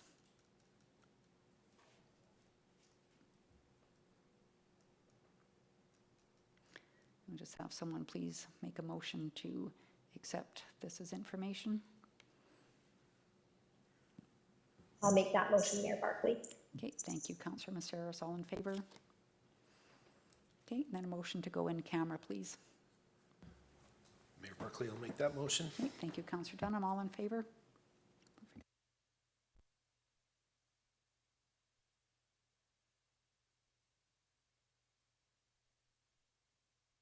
We're just going to take a couple of minute break here for Councillors Maceras and Hystad. Recording stopped.